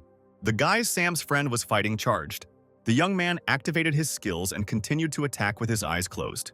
The guys were shocked and kept asking him where he got such skills and movements from. They couldn't keep up with him. The young man defeated his opponents with a couple of moves. It was that same Frank. He took off his mask and ordered to heal the guys and asked Sam what about Phil. Sam handed over the tablet and said that the guy had posted the message, but Frank should take a look for himself. Frank picked up the tablet and said that Phil was crazy. He thought he could take out everyone in the pavilion. Frank tossed the tablet to Sam and told Phil to come to the arena tomorrow. Sam asked if they would fight Phil. The guy turned around and replied, "Sure, let all the members of the pavilion come. He wants to defeat everyone, so be it." Frank added that he wants everyone to understand who is the real number 1 here. Everything is relative. At the communal table at Phil's house, Sky asked if he had heard that Frank would be competing in the semi-finals today, and if Phil would like to see his performance. Inga added that Phil is now a real celebrity on the forum. Rumors could arise if he starts watching Frank, to which Hannah suggested disguising him. The heroes were at the semifinals. Sky asked if Frank was participating in the next round. Inga answered that he was. Otherwise, so many people and the pavilion wouldn't have come. Auntie turned to Phil and asked if she addressed him well. Now no one would know. Kate announced that the semi-final was about to begin, and Phil stood up from his seat. The aunt asked where he was going, because the competition was about to start. The guy replied that he was not interested in it. The invitation to the teams to play in the semi-finals was announced. The deputy turned to the guy, as if he realized that it was Phil. Edward ran to the rector's office and started knocking, asking if the rector had seen the latest messages on the forum, what he thought about it, and said that he was talking about Phil and Frank. The rector's voice said to allow Kate to continue observing, and Edward himself not to interfere. The deputy replied that he thought Phil was too strong and shouldn't fight. He was worried that something might happen. After all, Frank was still recovering. The rector replied that he was thinking too much and would rather worry about himself, because in a month they needed a man. It's time to decide whether Phil can handle representing them in the competition. The rector asked if Phil was ready, as the national testing was ahead of schedule. Edward replied that Phil would soon be promoted and he thought he should contact Envoy Gordon, to which the rector replied that Envoy Alfred was now. The rector added that Alfred had previously held very high positions, but after multiple demotions, there was nothing left but to become an envoy. Edward thought about it. The rector asked why he was silent. The deputy apologized.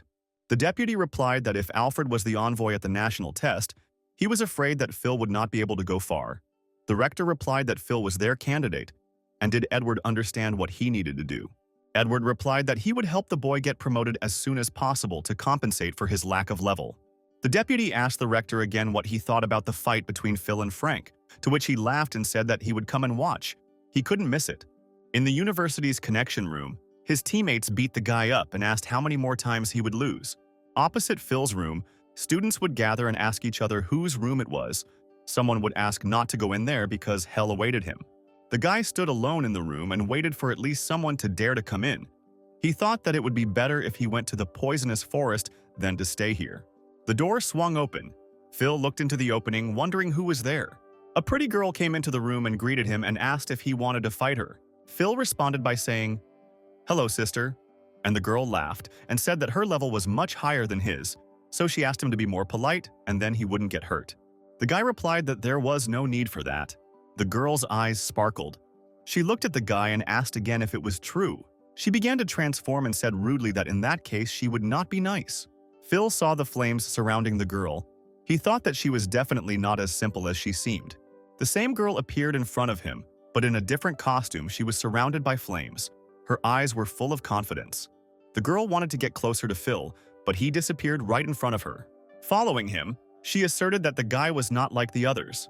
Taking out her trident, she swung it and said loudly that the guy's strength should not be taken away. The girl hit Phil in the body, and he flew several meters away from her. At the moment of the blow, the guy managed to put his sword in front of him, and it saved him. Looking at the smoking sword, Phil thought that the girl was very strong. But what level was she at? This question tormented him. The girl put the trident behind herself and replied that he had blocked the blow well. His attack had not hit her. Was he really afraid of causing harm? And with a wink, she added that he had better be on his guard, otherwise she might teach him a lesson. Phil shouted that he understood and held his sword out in front of him again, preparing for another attack. Their eyes met. They both considered themselves the best and were not ready to give in. The heroes entered into a duel, according to the old scheme. The girl attacked, and Phil blocked her blows. The onlookers standing at the door of the room shared their assumptions and argued with each other. Kate declared the competition over and Frank's battle was over. Frank and Sam's team won. The crowd chanted their names. Sam turned to Frank and said that the guys from the pavilion said that Phil secretly came to watch our battle. Frank laughed and said that he did not expect anything else. Frank raised his finger to the sky and shouted that Phil didn't have long left. The people continued to chant. The guy added that he would have no chance at tomorrow's competition and laughed loudly. Sky said it was time to leave, but she didn't see Phil anywhere. Inga was surprised that Frank knew about Phil's presence. Hannah told the girls that it seemed like the guy had left and started dialing his number. The hero continued to fight with the girl. He was exhausted. Looking at her, he wondered what was wrong with her. It was incredible power. The girl came closer and took the cap off his head, saying that after 15 minutes she still hadn't figured out his strategy. The girl added that the guy had weak stamina. Phil did not let go of the question of why she was behaving like this and who she was. She moved away from the guy a little and said that in any case, he was a cute guy. And bending closer, she asked him why he didn't show his face. The pause in silence was interrupted by an incoming phone call. Phil picked up the phone and apologized to the girl, but he answered into the phone that he was already on his way. After hanging up, Phil turned to the girl and thanked her for the experience and asked her to leave her number before leaving. The girl laughed and said that the guy had just joined and was already asking for her number. She didn't think he was like that. The girl left the room and waved her hand, telling him to forget about this conversation. And if he wanted to meet, then let him come to this room. Phil had many questions about who she was. Besides, he almost lost. She was definitely not a simple student, maybe a teacher. He got 100 points on the card. That is, she admitted defeat. Running out of the room, Phil tried to catch up with her and shouted down the entire corridor, "Sister!" He still had a lot of questions, and the students kept nagging the guy and telling him to be careful. Gone. Was it a ghost? Phil thought when he heard someone call his name. Turning around, Phil saw his friends and aunt. The girls stood in bewilderment at who the sister was and what was happening to the guy. The guy scratched the back of his head and realized that not only had he not found the girl, but he had also let it slip. The next day, after the final certification of first-year students, the participants and students gathered in the arena. Frank asked why Phil wasn't there yet. If he was scared, then they were ready to come to him personally. Sam asked how much longer they had to wait for him. Someone from the pavilion shouted that he had arrived and all eyes turned to the entrance of the arena. Frank ordered everyone to get ready and everyone obeyed and stood in their places. Phil appeared in the arena and waved his hand. He apologized and asked if he was late. Phil ran to the center of the arena, finishing his sandwich, and said that they could begin, he just had things to do. Running up to his rivals, the guy said that he thought he was not late and had arrived just in time. Phil smiled and said that he didn't know how big their pavilion was, but he didn't care, even though they could all attack together. The big guy shouted that Phil was brave and started asking if he could compete with Frank or if he wanted to die. Frank interrupted him and said that since the guy didn't take them seriously, they wouldn't be nice either, and he bet 7,000 points. The hero remembered that he had also forgotten about the bet and reached into his pocket for his card. Taking it out and placing it in front of his face, he clearly said that he was betting 17,000. Sam yelled at Frank that it was too much and they didn't have enough. The guy just shut him up. Frank thought that Phil was brave, and if he could win back those 17,000 from him, he would be able to calmly continue his studies for at least 3 years. The guy shouted that his pavilion was setting everything up and it was time to get started. His partners shouted that they were listening. Phil clenched his fist and said the bets were off and they could begin. Someone from the pavilion shouted that he shouldn't have spoken to their leader like that. Frank ordered all the guys from the pavilion to get ready. Phil stood confidently and calmly watched everything that was happening. The entire pavilion was up in arms and ready to engage in battle, awaiting the order. Frank frowned and ordered an attack with all his aggression. One of the participants started casting a spell and used the copper lock curse. The chains wrapped around Phil's body, and thanks to this skill, the guy could neither move nor attack. The rest of the pavilion participants thought that the guy was unarmed and began to attack him. With one clear blow, the hero cut the chains that bound him and became free from them. Frank was impressed that Phil could still move and the curse didn't work. The hero grabbed the guy by the clothes and pulled him towards himself. He knew that the first thing he had to do was destroy the water, and the rest would bow down behind him. Frank fell to the ground from the force of Phil's blow and was unable to get up. The pavilion participants were extremely surprised that Phil dealt with Frank with his bare hands. The same mage who had previously used the copper lock curse tried to use the curse of cruelty. The mage activated the curse and directed it at Phil. The rest of the attacks from the pavilion participants also flew there. Through the clouds of smoke, the hero's voice could be heard. He asked if they were the leaders of the freshman's test. The guy raised his sword and asked if they were that weak.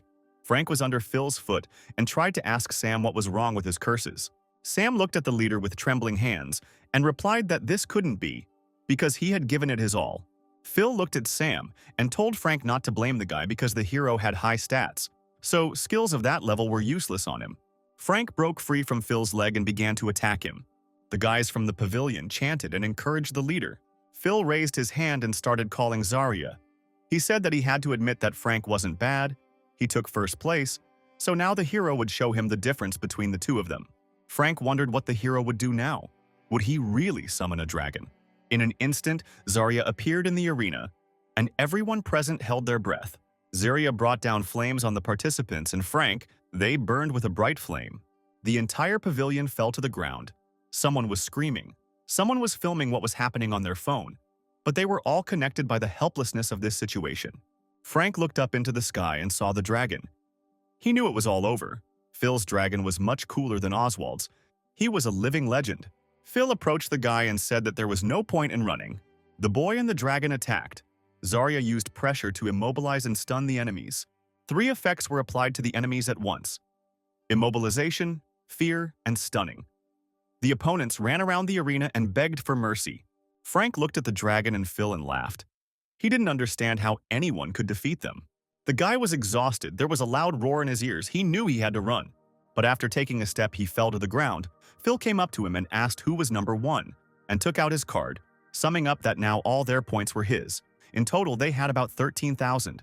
Sam was lying on the ground, continuing to film what was happening. Phil told Zara that the task was completed and it was time to return.